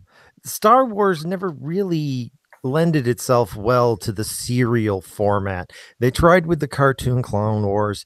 It kind of worked, kind of didn't. I mean, I just think it was an odd time period to pick. But hey, I'm not Disney. Thing with Star Trek is it hasn't really been destroyed because I mean the reboot movies it's in a different universe entirely, and apparently no, I'm talking about the franchise is in a different universe entirely. They're bringing back Jean-Luc Picard just to rape his corpse. Yeah. That's sorry to interrupt, guys. They're bringing back the Kelvin universe. Sorry to interrupt. I gotta get going. I will see you guys later. All right, man. Thanks. Have fun. Have the fun. Thank I can't disagree with you there. I mean, I agree that it's a mistake to bring back Jean-Luc Picard because it's going to destroy people's vision of everyone has a vision of what Jean-Luc Picard is to them right now, and they're going to destroy that. Okay. Oh yeah. I'm telling you, I'm warning everybody now. No, they are going to destroy that. No, they're not. No, they're not. I'm revisiting wait a minute. I'm revisiting my argument I had over on Common Sense, guys. This is my argument, and this is my pitch on Picard. Hey, real quick, Aaron. Here's my pitch on the Picard. Well, no, real quick. Because they just said that the Picard series will destroy everything. Let me comment on this real quick before you take over. Okay. My pitch is this. Picard has PTSD because of the Borg attacks, all right? Wolf 359 and also his, being assimilated and everything else that might have happened within the last 20 years. Therefore, they go with a psychological drama type episode or show, and maybe they do it 2 seasons, okay? First season, I've thought about this a little bit more since I discussed it on Common Sense, guys. So this channel, so this will be a little bit better. So first season, he is trying to figure out what's happening to him. He's on Earth and stuff like that. You have cameos from Julian Bashir and Dr. Crusher. Maybe before, as otherwise known as Data, shows up for a while, and they're trying to work with him. By the middle or end of the season, he has escaped and stolen the prototype for the new Enterprise, whatever fucking letter they want to put after it. And he's gone. He fucking bounces, dude. And the rest of the show is him going through his mental fucking head case bullshit with a starship that's the top of the line, top of Starfleet, and he believes the Borg are out to come for everybody. Okay, where did you get this? I came up with it myself. This is my idea. Oh, well, that's an interesting idea, but here's what's actually going to happen. He is going to be Luke Skywalker. Okay? They're going to have Jean-Luc Picard drinking blue or green tit milk out of some sort of giant sea cow, and then he's going to do some magic shit. He's going to have psychic powers because of Q. And then he's going to, murder his nephew and destroy his legacy. And then he's going to die crapping his pants. You know how much I That hate is right what now. they are going to do to him. No, they are not. Because I'll tell you why. Okay. Yes. They did not get rid of the social justice warriors who screwed it up. They're still there. They're dragging them back because they believe for some reason they actually believe that all the white males hate them because she was a black female on STD. They think that's the actual reason. Yeah. And that's why they're bringing him back, because they think if they bring back Jean-Luc Picard, we'll all go back to them. But they're still going to have the same shitty writing. Here's the problem. They came to real quick, Batman. They came to Patrick Stewart not once but twice, and he rejected them. The third time they came to him and said, I don't know what they said, but I bet you they said, hey, we're going to give you creative control over your character. We're going to let you in the writing room. We're going to let you direct. No, that's not true. How do you know that's not true? Because he didn't even read the scripts. They came up to him and said, "Oh, you're senile now, so please do this role again." We know he signed on without signing the scripts because there is no scripts yet. Right. That's what I'm saying. He signed on and he agreed. It's the same way they got what's his name, the guy who played Luke Skywalker.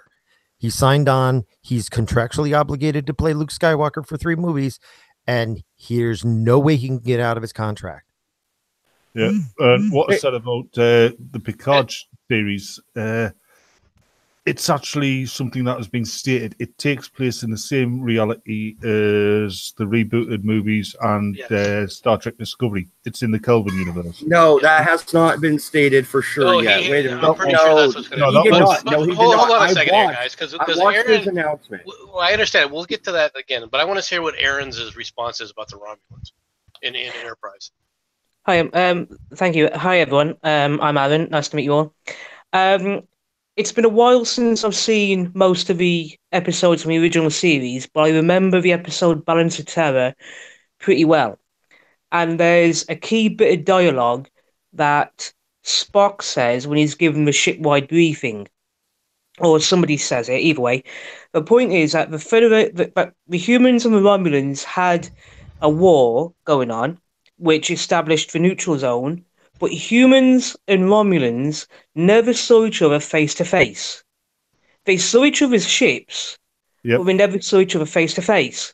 In Enterprise, the crew don't see the Romulans face to face. They see the Romulans' ships, but they don't meet the Romulans face to face. So in Enterprise, canon is pretty much intact. No, it isn't. Cloaking devices. They didn't have cloaking devices or the plasma weapon until Kirk's era, and then they were only experimental. I'll concede. No, wait. Well, they had one. They had that weird probe thing that could pretend to be other ships on the Enterprise. The prequel series. Yeah, but that's what we're on about. It was canonically breaking. They didn't have that level of technology then, because that would be a derivative of the cloaking technology, really. I can understand. Technology. So I see what you mean. I see what you mean, and so far I do agree with what you've just said. But when I jumped in a minute ago, I was thinking of a point of view about humans and Romulans seeing each other, and it's the whole face-to-face situation was I thought you were referencing to, and that's why I jumped in when I did. No, that's why I did not mention that part. But so get out of the canon breaking. The cloak is even brought up in a different Enterprise episode, the one where they've got that mine attached to the hull. Yeah, I think that was the episode I'm referring to about the minefield thing. Right, but that's the Romulans cloaked again there. And it's like, yeah, but wait a minute. How long would it take to create a cloaking device? How long would it take the problem is the whole cloaking weapons? The whole timeline for cloaking device, I'm sorry, was thrown out when they had in the very freaking first episode, the Klingons had a cloak ship, okay? Yeah. Right off the bat, that throws the whole timeline off. Yeah.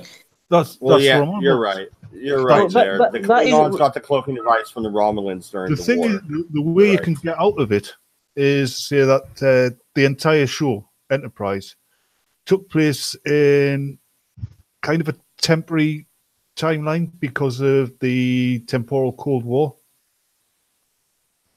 Oh yeah, I mean the Enterprise TV show the whole thing could be retconned because of the temporal Cold War.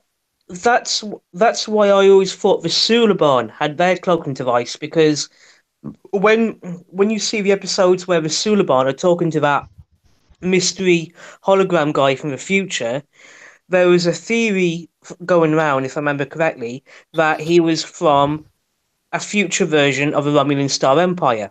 Oh, I know who that guy was. I know who that guy really was. It was Dean Stockwell.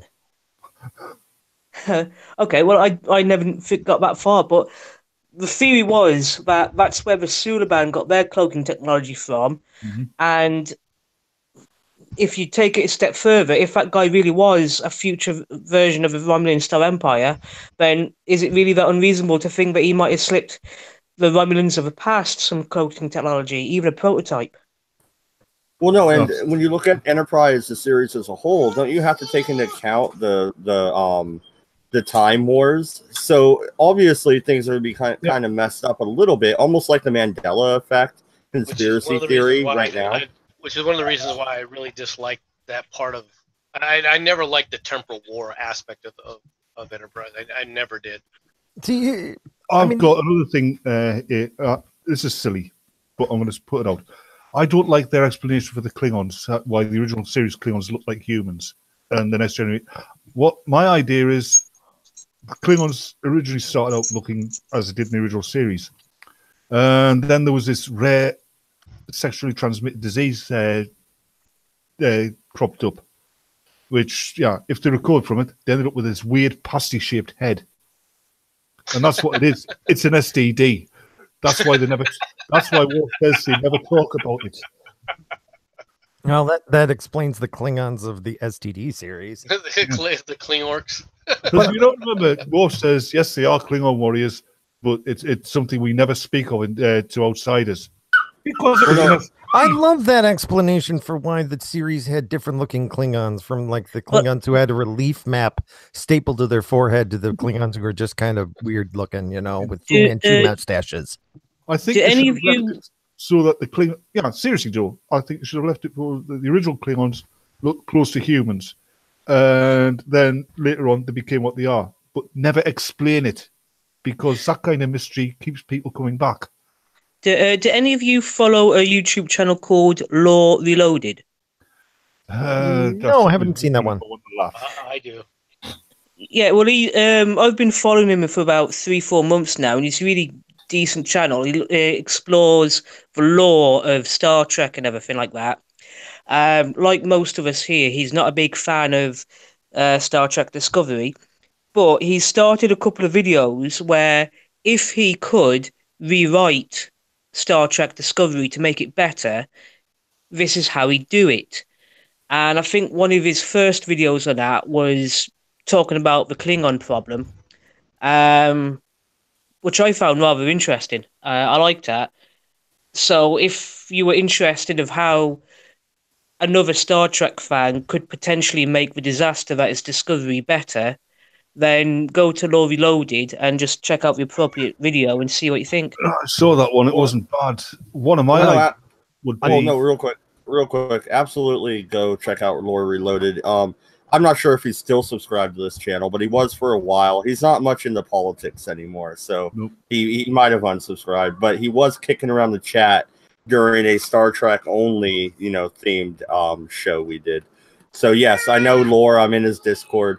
We're not friends or anything, but I do know of him, and I do talk to him every once in a while. I like his stuff. I think the anti-tracker is better for continuity things than Lore is, to be honest.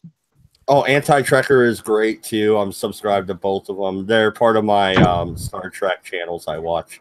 So absolute good fucking recommendation. Go ahead, Eldritch, and then Batman. Well, before I get off on a rant here, I just want to say, are we actually just discussing like continuity errors, or are we actually talking about like the politics behind all this crap? No, we were, because I don't want to get us off topic. We actually started with the topic was like Mad said, it was which sci-fi episodes or which sci-fi group were you most disappointed with or disliked the most?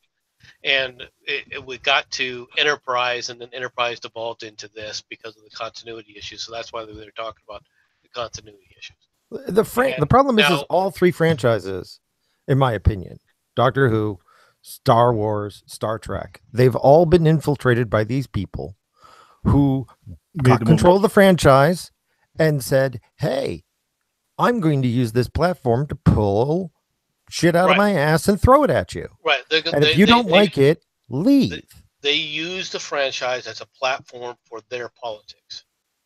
And rather than trying to write a sci-fi show. Now before I slam everything, there is a YouTube channel. Look it up. Star Trek Continues. Those people are total social justice warriors. However, they love the series. It is clear that they have a social justice agenda, but they also love the lore. Except for one really cringy episode. I actually highly recommend it. Even pushing social justice, because they love Star Trek. I don't think they are total justice warriors. Well, I mean, maybe we can argue that point here. The point is, the guy who plays Kirk was asked why he didn't change where no man has gone before to where no one has gone before, and his comment was because that's how it was stated in the original series. If you don't like it, tough. I'm not going to change it just to satisfy some people's easily buttered feelings. But that's the people, point. He said He people loved. He said people these days are weak. Yeah, are weak because the feelings are easy hurt. You've got to cater to their feelings. That's not how things should be. He actually said that. That is the point. That is the point, because put Star Trek before the political agenda. Yeah, everybody else who currently owns Star Trek, Star Wars, and Doctor Who, they put the agenda before the franchise. And it shows. They hate the franchise. They hate this. They hate the audience. They're full of hate. There is no love there. That is why I could stand Star Trek. Well, they have no love for the because show. They have love no love for the the show. I will agree with that. They don't There love. is no love for these franchises, and they're dying because of it. If I may add something to that, firstly, I want to agree with a lot of what was just said a moment ago. I'm not sure I can agree with everything, but I do agree with easily 90% of it. But further on to that, I found that the worst critics of any franchise are the fans of that franchise. For the worst critics of Doctor Who would be Doctor Who fans. The worst critics of Star Wars fans. And obviously the worst critics of Star Trek would be Star Trek fans. I find that to the point that a couple of fan groups in Facebook, have given a nickname to what you might call a more militant section of Star Trek fans. We've called them Talifans, because that is how hardcore they are in their fandom, and that's how severely critical they are of like Discovery or whatever else. The Talifans, they are the biggest critics of Star Trek I've ever come across, to the point that I've got so pissed off by fellow Star Trek fans, I can't tell you how many fan groups I've just walked away from and left. Seriously. Hey, Wolfshot, how's it going? Well, that's the psychological behind that is quite simple, really. It's that the more you care about something, the easier it is for you to flip from hating to loving. Caring is not an emotion of itself. It is merely a gauge of how emotionally invested you are in something. I can care a lot and hate something. I can care a lot and love something. And the more you care, the easier it is to flip back and forth. That is why the most diehard fans go from, I love this is the greatest episode ever. And then suddenly they're like frothing at the mouth and, they've got rabies. And there's a difference between diehard fans and fanboys. And about at this moment, it's the fanboys who are keeping these franchises alive. May I interject something? Certainly. What do you want to inject? And what you're injecting into it? Star Trek has always been SJW. Yes. Always. Yeah. Yes and no. Yes. No, it hasn't. No. You can definitely make the case for that, but there's. I disagree with you, and here's why.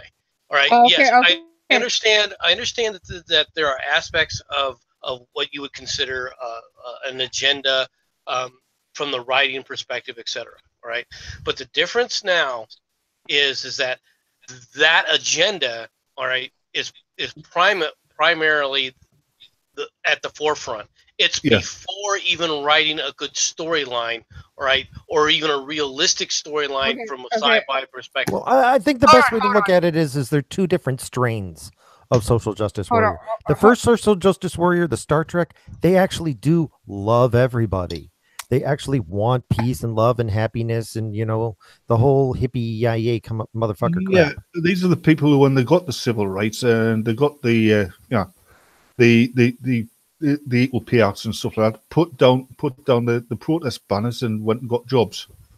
I don't see. Unfortunately, I'm sorry. Go ahead. I don't see a fucking difference from William Shatner kissing Uhura way back in the day than from, oh my God, fucking what's his face is gay. It's all the same shit. You guys are bitching and moaning about. You know what? That's bullshit. No, it's not. That is bullshit. I will say that is bullshit because even the guy that originally played Sulu said making the character gay was. And I agree with that. And I agree with that. However, you have a point when you're talking about Stamets. They actually did a decent job in STD with Stamets. Okay, because Gene Roddenberry didn't give a flying rat's ass. He loved it. All right, but the difference is people like Burnham. Burnham's a horribly written character, and she's written the way she's written strictly to make her Mary Sue because of the SJW thing. That's what I'm talking about. When it comes to the character of Stamets, you are correct, but that's only one part of the overall storyline. And while they got that part right, they got almost all the rest of it wrong, including Berman, including Tilly. All right. The only other person they came even close to doing right was Giorgio. Well, you know what? Imagine if my masculinity was just so fragile, it hindered on Star Trek. That's not what. No, I hate the fact that people. No, what does my masculinity have to No, I get her point. I got something to say. She's talking about it if it's the other way around. That is a shot at people that are sick of Star Trek Discovery's fucking left-wing message, and that's not why I'm necessarily mad about the show. I'm mad about the show because they have shit writing, no cohesion. What the fuck timeline are they even in anyway?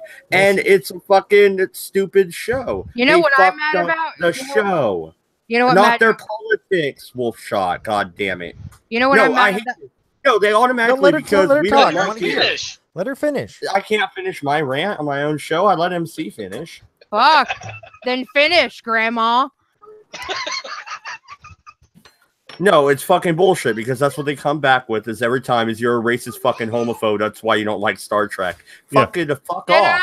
I want Star Trek. The goddamn show had a half white, half black guy and fucking TOS. Give me a break. The first fucking interracial kiss ever. Yeah, I get the goddamn history. That was a big deal. Discovery is fucking it up.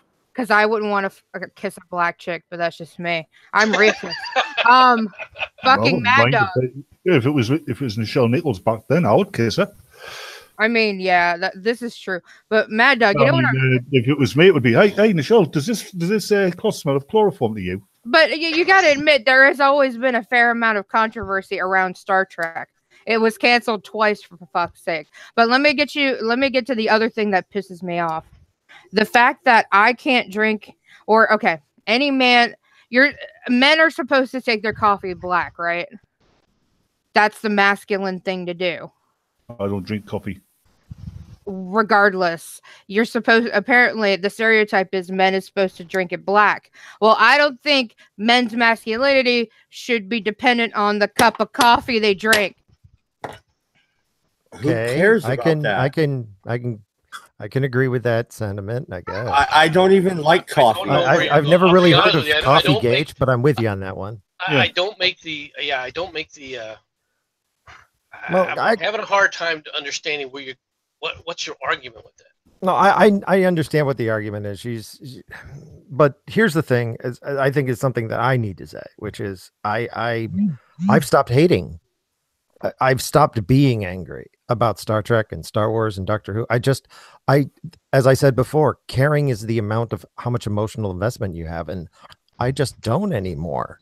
And that's what makes me sad. It makes me really sad that I'm sitting here going, I'm not getting angry. I don't care. I mean, Kathleen Kennedy could personally walk up to me and say, I want you back as a fan. And I go, I'm sorry, I don't have time. I got better things to do with my life.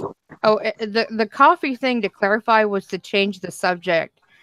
Oh. Also relating to masculinity and how if you don't drink your coffee black, you're not a man. Well, if Star Trek doesn't do A, B, and C, I'm trying to change the subject. Jesus Christ. No. If you don't drink your coffee black, it means you can afford milk. But sorry to interrupt. Before the subject gets changed, you've just reminded me of another criticism that I myself have got of Discovery, and I have got no idea if anyone else anywhere in the world has picked this up. One of the big things about Star Trek is the amount of aliens running around doing whatever aliens do in the show. Mm-hmm. And on most, if not all, Federation starships, like the Enterprise or whatever, they've got a noticeable contingent of alien crew on the ship. Right. Discovery, on the other hand, have you ever noticed that Saru seems to be the alien version of a token black guy. He's the only alien on the entire Discovery. Well, there's that weird cyborg chick, but Black yeah, people you should be in Star Trek. That's the thing. I don't know if I can count her as legit because she doesn't get any screen time. We don't even know her name. So yeah. Oh, but when okay. it Yeah, if comes you're to- going by people whose names we know, yeah, you're and like right. actual screen time, Saru is basically the alien version of a token black guy on Discovery, and that's kind of racist, isn't it? Well, you Well, gotta have well, one. You gotta have one. Current SJWs are all bigots. You know, I mean, you can make an argument that maybe back when Star Yes, Trek they the are. original came out, they were more hippie loving, everybody's equal crap. But whatever they used to be, they have turned into bigots. They're sexist, they're racist, they're homophobic, and well, they're heterophobic. And they're basically the worst of everything they claim to hate, and they don't There's even another thing recognize it. about them, Bob. There's another thing Yeah, about them. I understand. I understand that. Hold on a minute. I was going to add on to what you said there. There's another thing about the SJWs, and I'd say the feminists as well. Whereas most of the population, once you reach a certain age, you start to mature emotionally. They haven't. Yeah, look, I mean, when it comes to Star Trek Discovery, the problem I have isn't necessarily the left wing agenda. All right, it's the horrible story writing and the fact that in order to push that agenda, they did some really obvious bad writing Yes, to push it, and it's the and lazy that's writing as well. yeah, and it is lazy, right? The Stamets, the way they did Stamets' character and his relationship with the Doctor was actually one of the better things that they did, right? It wasn't in your face, it wasn't put out there the way it was just saying, okay, this is the way things are. It was right? the only thing not in your face at all. And so I didn't have that problem whatsoever.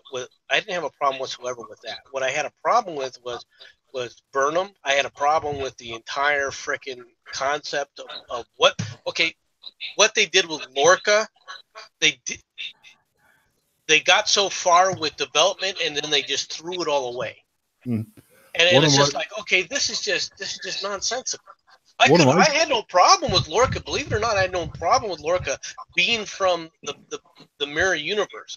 But then to just turn him into where they had been developing into a 3-dimensional character, go right back to a 2-dimensional villain. You know, that was the end. That was the final straw. I was like, this is one of the things that I could not suspend my disbelief about on Discovery was that red-headed ensign who had all these psychological problems. Yeah, she would not have gotten into Starfleet Academy. She would not have gotten into any kind of quasi-military organization in the real world, let alone in fiction. She had no place on that as a character on that show. She shouldn't have been there. Yeah, I've always had a problem with Tilly, but I was willing to overlook it, letting them say, okay, it's somebody that can be a developmental character, and they're going to develop over time. Well, let's be fair. Look at Barkley. Well, I mean, Barkley was a complete mental case. They let him through, so Tilly is believable. Yeah, I had a problem with him as well. You're assuming that I like Barkley as well. Well, actually, if you know Barkley's backstory, he did not start out a mental case. He was just shy. It was because his whole shyness was not addressed and that he was, antisocial and got some, shunned by his peers, that he developed his hollow addiction and became the basket case that we all came to know and love in that first episode. Well, no, anyway. Damn it, Eldritch God. Finally someone that knows as much about Trek that I do. When it comes to SJW agenda type shows, if they're written well, I can definitely watch them. I have no problem with a good story, no matter which political spectrum it's from. Agreed. I mean, there's a show called The Magicians, and that's definitely feminist and SJW in nature, but I enjoyed it. Bob, I have a question. Shoot. Where did your avatar come from? I made it. Does it mean anything? Yes, I am a media American. I have the right to spread fake news and fearmonger. Oh, I thought with the yellow. Sinestro did nothing wrong. I thought, with the yellow background and the iconography, you would declaring yourself to be a Nazi coward. No, I'm part of the Sinestro Corps. Sinestro did nothing wrong. No, seriously. Fear is good. The fist is a white power fist. No, it's just a microphone holding a, in the No, in the a hand. fist itself. Well, that might be the case, but I just liked it when I found it on the internet and stuck a microphone in it. Like I googled. I thought this was cool, so therefore I went with it. No, seriously. I googled fist white power, and there it is. Wow. Okay, I must have grabbed it off and then I stuck the microphone on it and said, "Yep, there you go." That was a wrong site. Isn't it also a black power thing as well? It's a generic fascist. Oh, so that's why it was holding a giant dildo when I had to shadow crap that out. Okay, that makes sense. Yeah, that's the same. It's the exact same fist. Yeah, you switch it the other way around, and it's a black power fist. You know what would be funny though is to show that to black power and white power people and be like, "You guys are using the same symbol." Haha. Well, they're the same side of the same coin. They both have the same identity politics. They must just go, the other side's wrong and we're right. Yeah. Hold on. You're bitching about identity politics, and yet we're talking about SHWs. Come on. Well, they choose their identity. Quagmire. But yeah. I'm gonna go in a different direction with when you're talking about shows that I was very looking forward to seeing and then disappointed in as far as sci-fi. And this is one that Batman may remember, but I'm not sure the rest of you guys even heard of it. And that's Space 1999. I used to watch that show as a kid, repeats of it on the TV. I love Space 1999. Oh my God. I gotta admit, it's ballsy that they shot the entire moon into space. Okay, I'll give you that. That was because of they were using the moon as a nuclear waste dumping ground, and there was a I know the whole build-up. story. We giant rocket Malta. But is, I'm like, that's ballsy. I'm shooting a moon. They were dumping it all on the far side, was where the explosion happened. So really speaking, the moon should have smashed into the earth. There is that aspect. That's true. Well, the other thing about it is that the kind of radiation that it would do, but that part isn't what it is. I just didn't like the storyline. I didn't like that. I think they didn't develop the characters, in my opinion, very well. They just made blanket assumptions about the characterization of the characters, and I kind of disagree on some points, but we are talking about something that is very subjective. I mean, I enjoyed it as a kid. You know what I didn't like? I didn't like Xena. I think Aaron's disappeared. Yeah, and you know what?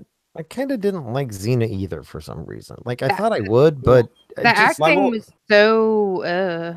My little sisters drove me crazy with that Xena yell. My mom watched Xena, Hercules, the fucking, what was the animal one? I don't even fucking remember. She watched all that shit. I like Xena. I hated Hercules, The Laughable Journeys. Oh, God. Kevin saw but cannot act. Disappointed. Oh, Andromeda. Kevin saw. Oh, yeah. Well, yeah. Yeah, the only reason that show was any good was because of the supporting cast.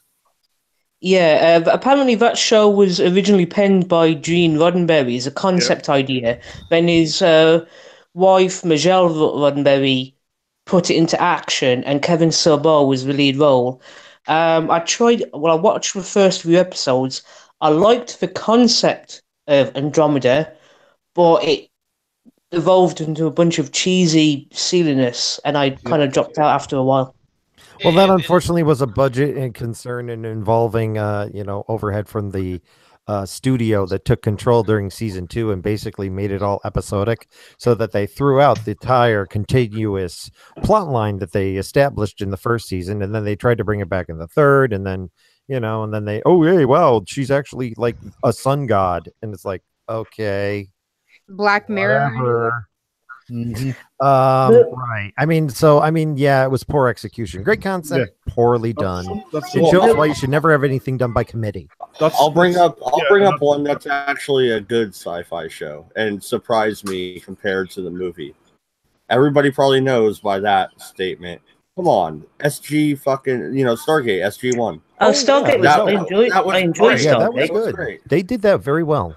Well, Four-man band, they pulled it off totally. One thing, it took 2 seasons before, just like most episodes. It took 2 seasons before it came into its own, but it did.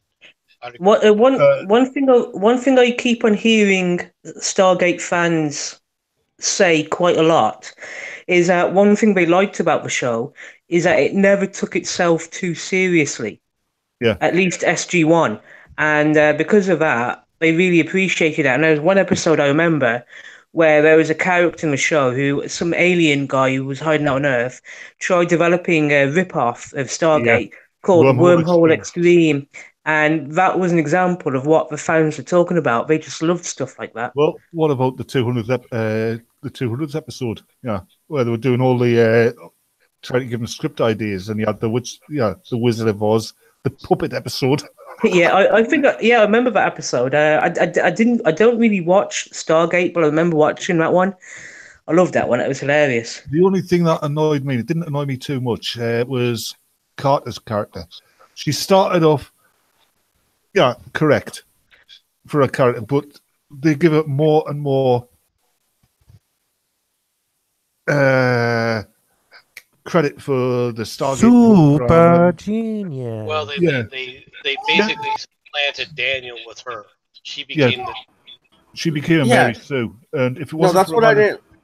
No, I would disagree about her being a Mary Sue because she did have some flaws. They were all social based.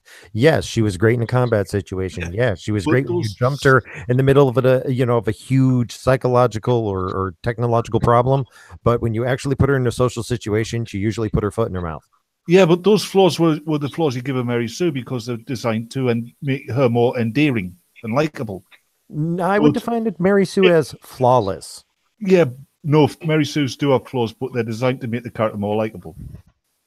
But what I was going to say is, if it wasn't for Amanda Tapping's handling of the character, she would have become another Wesley Crusher. I think they started to pull her back a bit as well. Well, no, and she is a good actress. I also liked her on Atlantis, which a lot of people didn't like her portrayal over there, but I thought it worked. It kind of threw her into a new situation and made her kind of expand as a character. I didn't. Sometimes a lot of people don't. I thought it expanded her character. But what I didn't like is Daniel went from this scrawny little archaeologist to this buff-ass motherfucker by the end of the show. Come on now. Well, and then they were giving him superpowers with the and then taking them away. Transcendence and all the other stuff. Well, to be fair, in Daniel's defense, if he's part of a military black operation and he's running around with qualified soldiers all the time, then at the very least they're going to give him the same physical basic at the very least they're going to give him like phase 1 basic training with the military and like make sure he's as physically fit as they are. So it's no surprise he's going to like beef up a little bit if only to keep up to speed of the professional soldiers. So because he was never nearly as tough or as fit as the actual military officers on the show, including Carter. But I bet you any amount of money if any of us scrawny civilians, especially me, was to be given a job alongside professional soldiers, I'd have to go through the same physical training as them, and given enough time, I'd buff up quite easily, I bet. In Daniel's defense, I'm not surprised by that, so yeah. I wouldn't. I'd outperform them because I'm Batman. I'm already pretty awesome and can take on any problem. I can crawl up that grave. Well, not all of us. Here's a question real quick. Is the Stargate show, as I see it, better than the movie? And the movie is good. I own the movie. Yes. Yeah, overall, yes. Overall, yeah. You can't argue that. First season, I would say no, but overall, yes. The first season started off as all first seasons did. The first episode wasn't an eye catcher, but as it progressed through the first season, it was merely, really speaking, it was merely concerned with developing and establishing the characters, which it did a marvelous job on. It did. You're right. I heard a rumor. And someone who knows better is going to have to tell me if it's true or not. I heard a rumor that Stargate was one of the only very, very, very few sci-fi shows, especially one of the potential conspiracy theory going on about hidden base under the mountains and all that, that to have the official backing from the U.S. Air Force or U.S. military. They do. Actually, I saw a behind-the-scenes thing on a DVD of one of the SGU series where they go into Cheyenne Mountain, and there is a door with a sign that says Stargate SG-1. Stargate Command, yeah. Yeah, Stargate Command. And when you open that door, it's a broom closet. So they do have a sense of humor. They're great. Yeah, you've got to know who my favorite character in Stargate was, though. O'Neill. Because he was a smart ass. I strongly suspect he was a lot more intelligent than he let on. Of course, he would have to be a colonel anyway, wouldn't he? You don't get to lead your own military unit, especially the Black Ops operation, unless you're unless you've got brains on your head. Well, to be honest, he wouldn't, as a colonel, he wouldn't be leading that kind of a unit anyway. But that's a separate out issue. of curiosity, who here managed to read the leaked second season of Stargate Universe? Oh, dude! If you have a hyperlink for that, I want to read that. No, I read it. I could download it. I hate to say this, but I actually liked Stargate Universe. I did too, and when I saw Me the too. script for second season, I'm like, this is such a shame this didn't get done. Yeah. Because in my opinion, I don't want to spoil it, but it was one of those you're looking at and you said, this doesn't just wrap up the Stargate universe, it wraps up all of Stargate. Yeah. Like it was one of those like, wow, everything makes sense. You know what I liked about Stargate Universe? It was in Stargate SG-1, Stargate Atlantis. These are the cream of the crop, aren't they? They're the best of the best. In Stargate Universe, these were like the average lot. These are the fucks who just had the misfortune of fleeing through the wrong gate. Yeah. they were basically the ordinary people. Yeah, some of them might have been geniuses, but they weren't the elite. Yeah, even Rodney McKay could have outperformed them easily. Well, no, and it's kind of weird how when they went into the SG-1, they kind of kept the storyline with his son, O'Neill's son dying, but they kind of whitewashed it and left it gone. He wasn't the suicidal character anymore. He was this smart ass in the fucking briefing room. He was that kid that O'Neill kind of adopted from that other planet. I think it was the same actor we saw in the film and TV show. Yes, it was Scary. Yeah, but didn't he turn out to be? I don't think it was actually said, but it was implied from what I saw that he turned out to be O'Neill saw as a bit of a surrogate son. Kind of, and he was taken over by the Goa'uld. He ended up being a host and actually an enemy. I remember that, but didn't they rescue him from that? But I think. If what you just said about the whitewash about O'Neill's son being, I have no idea if that's true or not, but if it is, then I would suggest a reason for that would be Chikara being the surrogate son figure.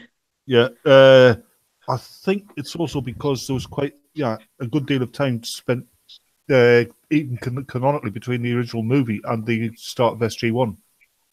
Yeah. I could be wrong in what I just said, and if so, I'm sorry. But they had a good long. For all the time loops and all the weird parallel universe crap that they did, the writers actually managed to keep things, keep their ducks in a row. Yeah, actually thought things through, and it showed. Can you remember the episode where they got that planet and it was all like these giant blue crystals? Getting on to O'Neill's son, that touched upon that strongly. If you remember, was that the one where the crystals imitated O'Neill? Yeah, that's the early one. Oh yeah, I remember that one. Yeah, that was quite a touchy-feely one, if you know what I mean. Well, they weren't afraid to, And as you said, they didn't take themselves very seriously. They were willing to, take risks and go, okay, occasionally these episodes are going to fall flat, but overall, we know what we're doing. And it's obvious they loved the show, which is back to my original point, which is currently most other major franchises, they don't love the franchise. No, there's no love there at all. Well, no, and I've seen in the news, there's a show that I really, really liked until the last couple seasons where they fucked it all up and they screwed the pooch. And that is Lost. What is this about the Evangeline Lilly or whatever having a Me Too story from Lost? Has anybody read that? I don't know. There's some kind of controversy going on with that. I saw some stupid article. I just didn't read it yet. Have any of you sorry to interrupt, have any of you seen on Netflix that show called The Expanse? Well, I don't see it on Netflix. It was on Other than it's Sci-Fi, being canceled? It already got picked up. That's one of my that's my favorite new show out other than Game of Thrones. It got picked up by Amazon.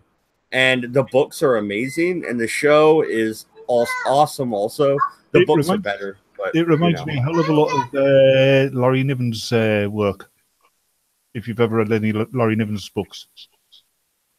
Oh, you mean like the Ringworld series? Yeah, and the books prior to that dealt with the Earth and the Belt. Yeah, I can see the connection there. To be honest, I haven't seen a lot of The Expanse. To be honest, I've given up on a lot of new shows. The Expanse is scientifically accurate to a huge degree, though.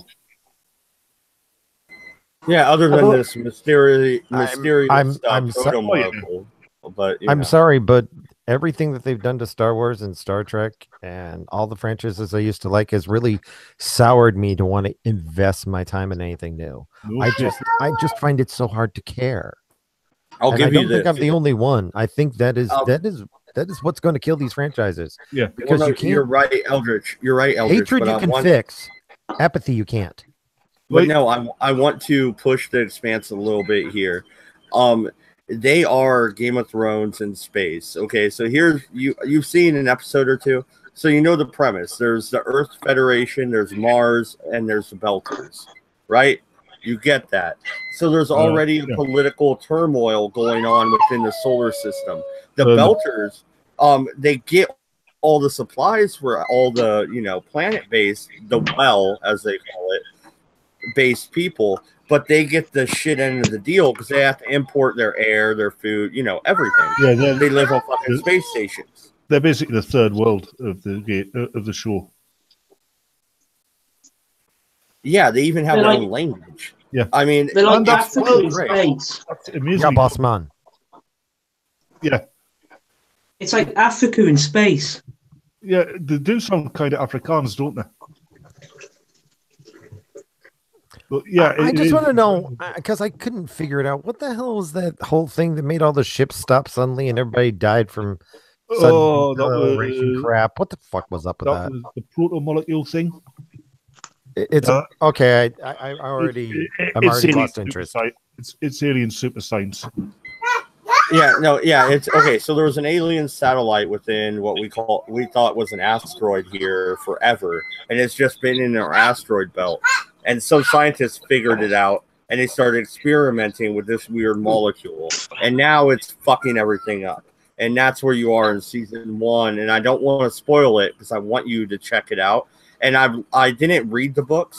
I got them on fucking Amazon for free. I used free credits, and I binged fucking listened to all the books that are out.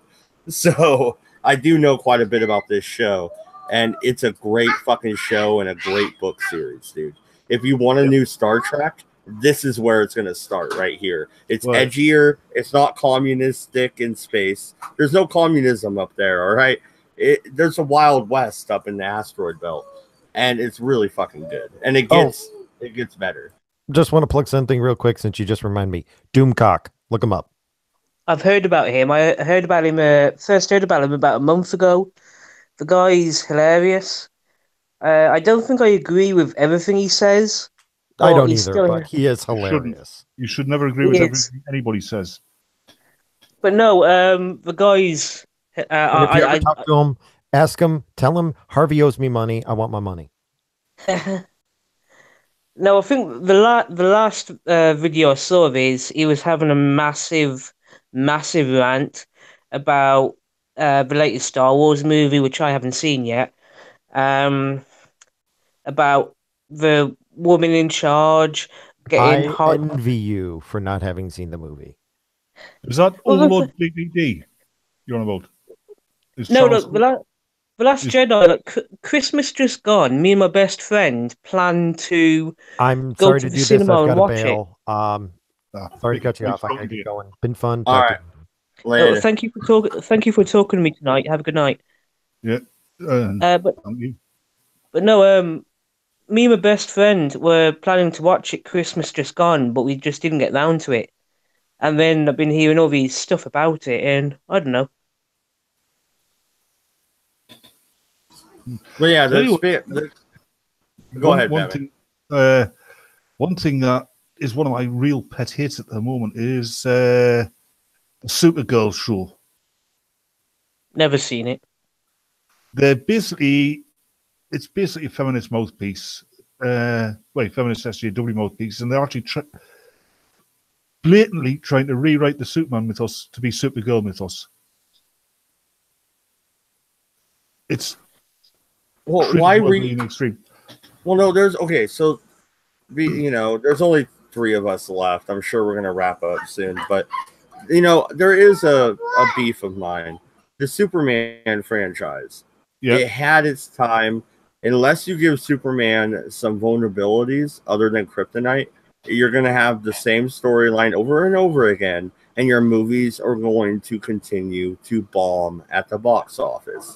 You're not going to make it right because there's no way to make it exciting. We all know Superman wins in the end. It's not Batman, where you could have, The Dark Knight as an amazing fucking movie with a great fucking villain, and you actually feel like Batman's threatened. No. Superman will win every fucking time, no matter what. I think in one comic, he spun the Earth the other way to turn back time. Give me a fucking break. That was in one film. Yeah, that was the first movie. The way I looked at it, he flew around the Earth so fast, he broke the light barrier and went back in time. Yeah. See, you're never going to make that story interesting again. Not in our current day. Bury Batman, say goodnight, do Smallville's type stuff where he's younger and he has vulnerabilities, because he's younger. Figure something else out, but he's done. Put him at the power levels he was in Superman, the animated series, and stuff like that. Where there are people out there who are bigger and nastier than him. Where he's not so powerful he cannot be beaten. Something, because there's no way to make an interesting story with a fucking, not a Mary Sue, but a John's, whatever. Yeah, whatever they would call it. Yeah. Well, everything you two have just said is why I've never been a Superman fan, and it's why I've never been into comics, to be honest. Except for, I was saying on Common Sense Guy's stream, I recently got into Star Trek comics, but that's a different story entirely. But if you ignore that, because of what you were saying a minute ago, I've never, ever been a comic book fan. Well, in that case, you are dead to me. He is Batman. I mean... Well, we all know Batman's a pansy. He's nothing without a bit of money. Oh, yeah. That's how I survived the Stone Age. Well, no. You know what? And I haven't noticed Bruce Wayne donating to my Patreon there, Batman. Sorry to out you, but well, no, I'm kidding. Bruce Wayne and me just don't get on. Oh, fair enough. Split personalities. Those things happen. Bruce Wayne's a fiction. Yeah, I mean, I'm Batman. I actually have script approval, so Bruce Wayne's a fiction. It's not really, Bruce. Yeah, it's not a bat cave. It's a bat garden shed. Oh. Nice. Isn't there an idea going around where, was it? You got your superheroes. They've got their like normal version, like you or me, or whatever, and then their superhero is the mask. For example, Clark Kent is Clark Kent, who just happens to be Superman. Wonder Woman is whoever she is, who just happens to be Wonder Woman. But there's the idea that Batman is actually Batman, who just happens to be Clark Kent. No, Bruce Wayne. I mean. Yeah, that's a current idea, but I call bullshit on it because Bruce Wayne, that the public knows, is a mask. Batman is a mask. Only Alfred and a very few select group of people know the real Bruce Wayne. That's a good point. It would be Alfred. It would be the first girlfriend in the first movie or whatever, because she got close to him, and then it would be Robin. That's it. Yep. I heard a story that there's a comic book storyline for Batman where Alfred, in order to keep Bruce Wayne slash Batman on the level, it's Alfred who's actually the Joker. Yeah, and none of the crimes are actually real. Yeah, I've heard that one. I don't know, it's just a rumor I heard, but there we are. That would be a cool fucking movie. Why not do something like that? Batman's a psychopath, really? Like, Scarecrow is actually his doctor. That'd be fucking great, dude. I should write that shit.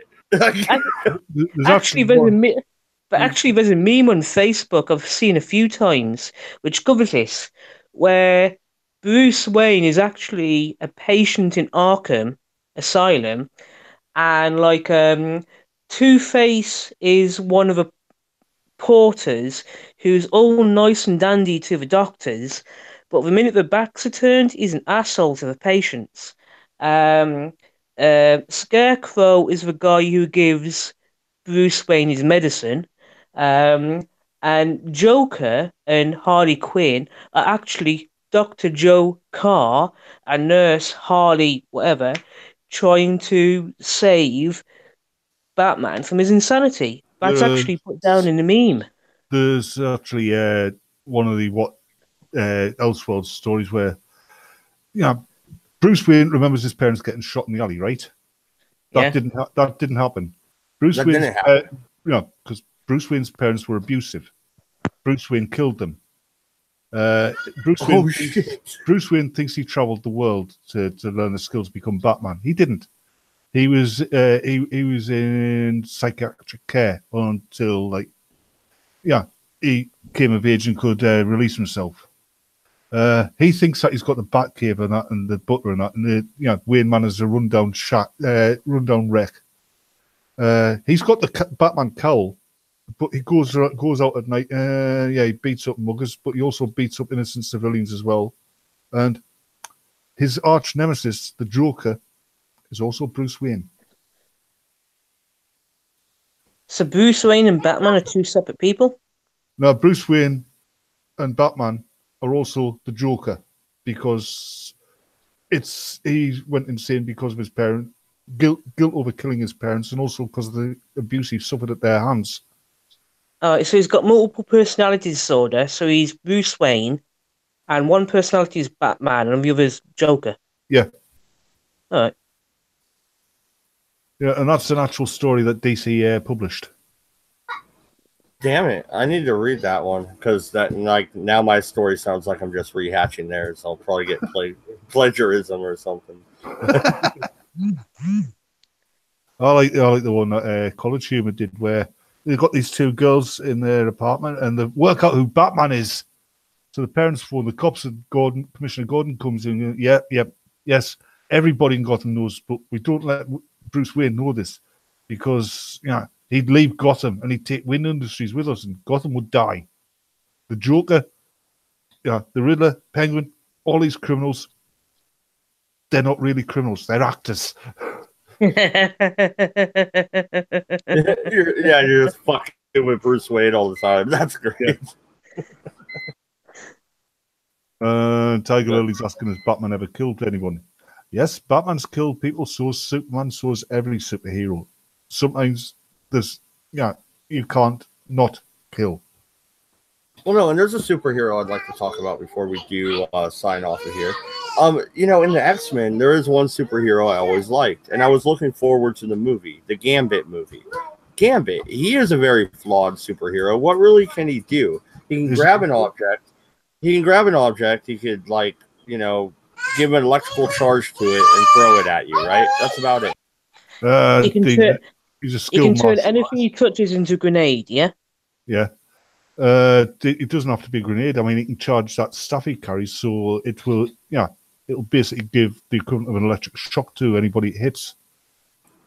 Which is an awesome superpower. I always liked him. I always liked Gambit. That, and he came from Louisiana, which I was born in Shreveport, so I always liked that. I think he has above average strength and reflexes as well. I wouldn't put money on that though, but he's a skilled combatant as well.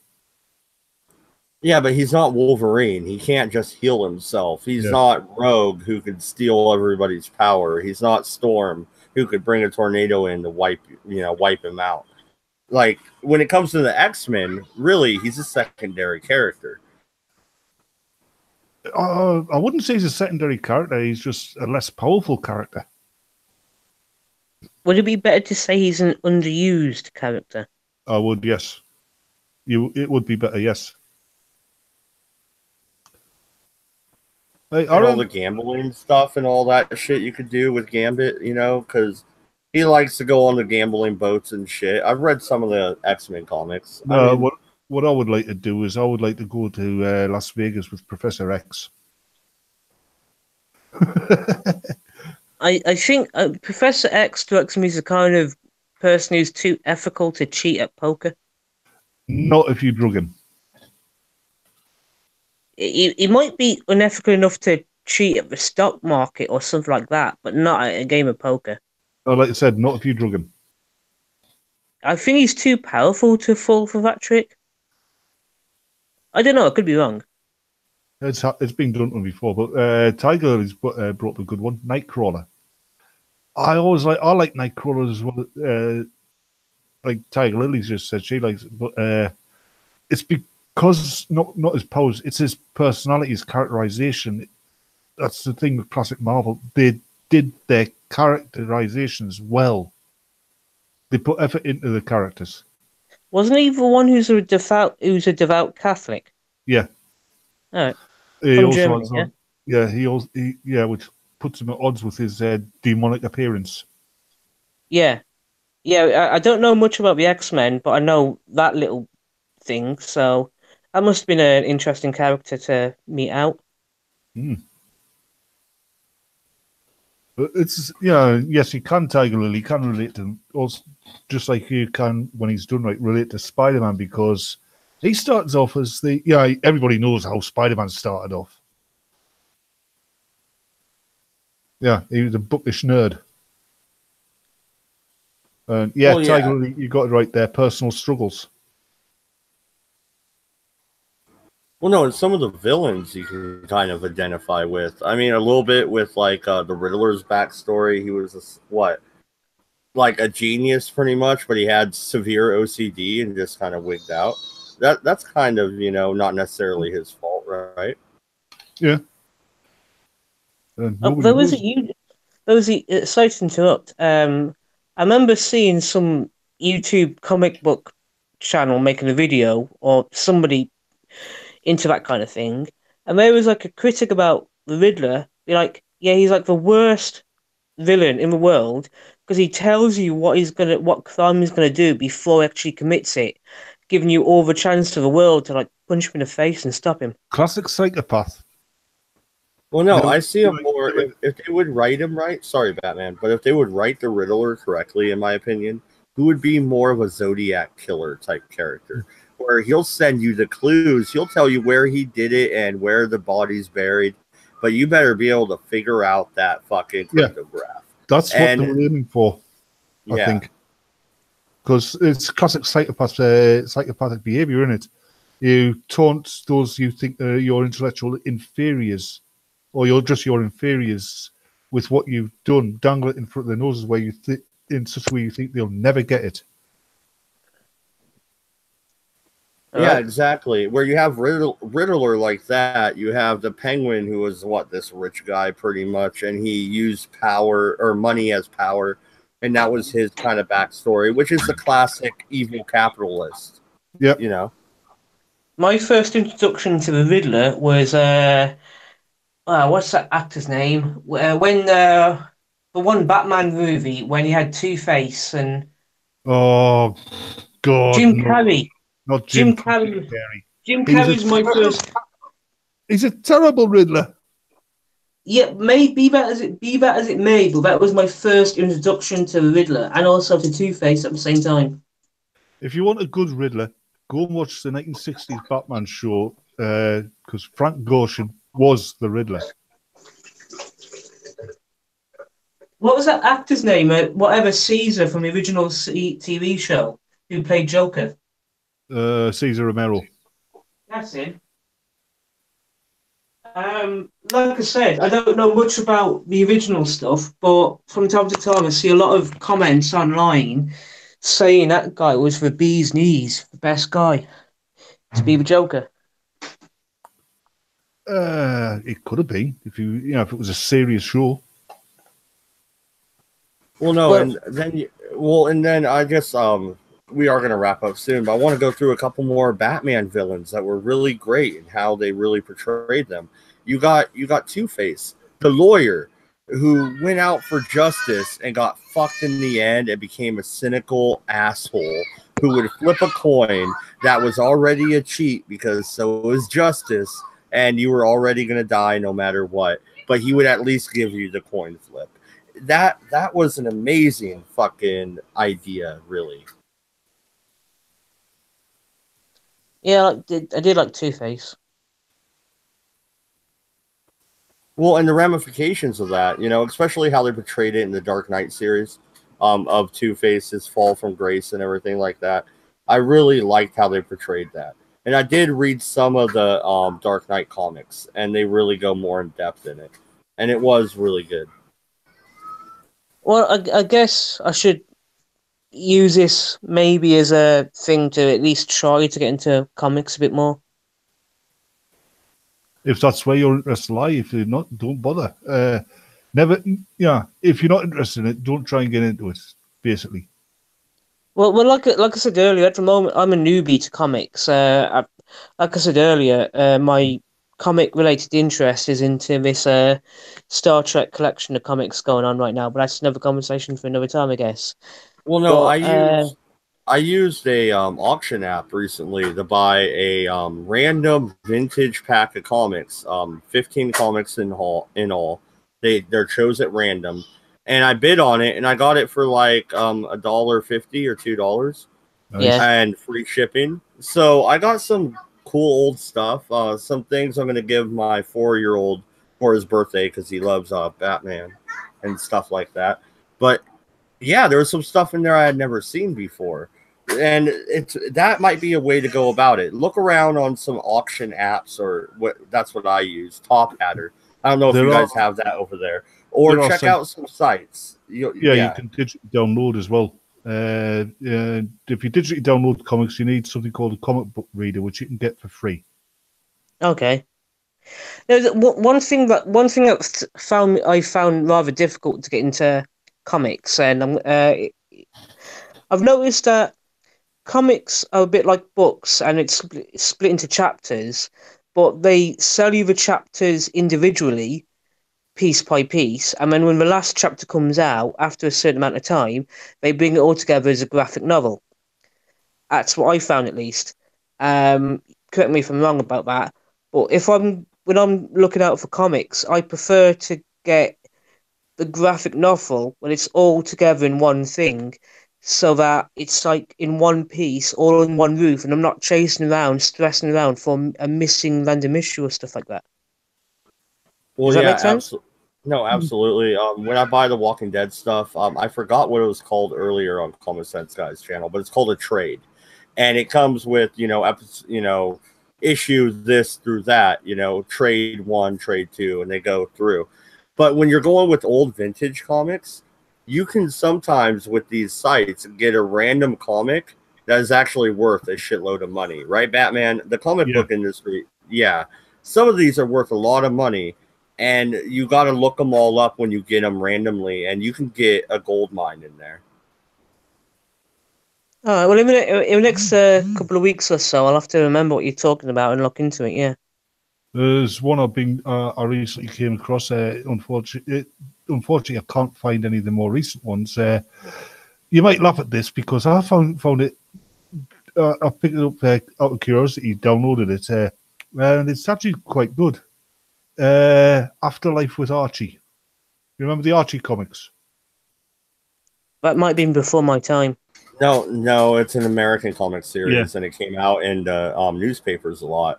And yeah, I do remember that. And Aaron, take a look at the chat if you can, or come back to this video and check it out. Matt Barkley put a link in the chat. Read comiconline.to.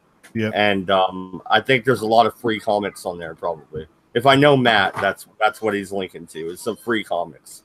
I'm having a look at it right now. But, because I'm doing this on my phone, it'll be easy for me to come back to that after all this ties up and all that. So, yeah, thank you. I do appreciate that link. So yeah, I'll try and look into that. Yeah, thank you. Yeah.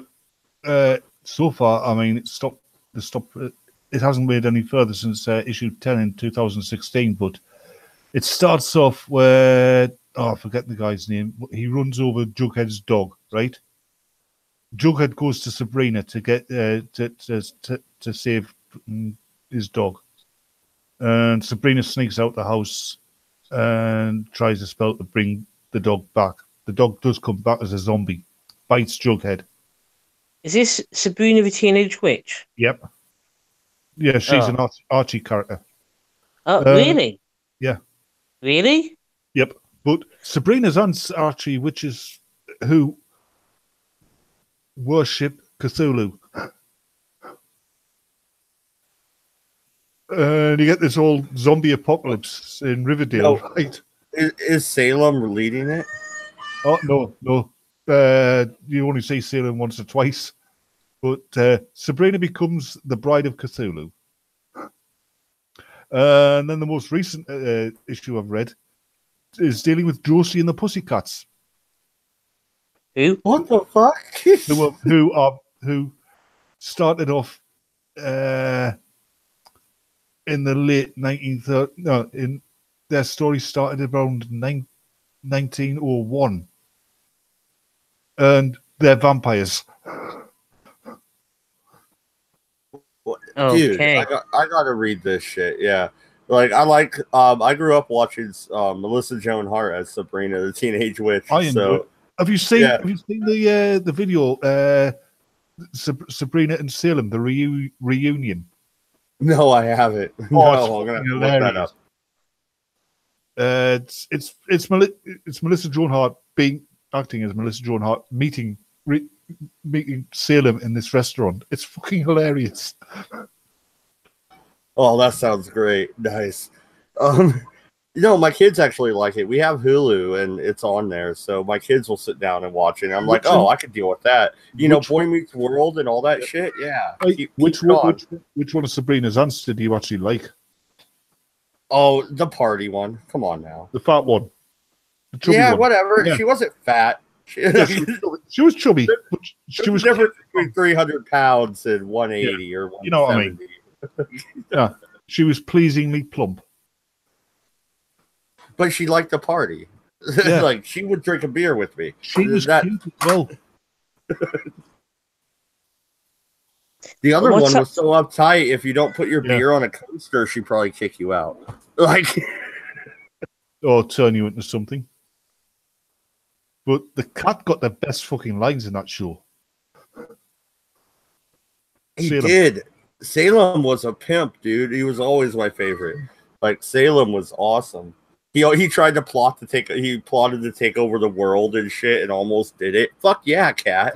Like, wasn't that why he was turned into a cat in the first place as punishment? Yep. Yeah, exactly. It's fucking great. And he's still plotting. You can tell once that cat is turned back, he's going to take over the world. When Sabrina turned evil, he was egging her on to do that, wasn't he? I like that one where he's trying to get out the cat door and he's too fat. Teach me.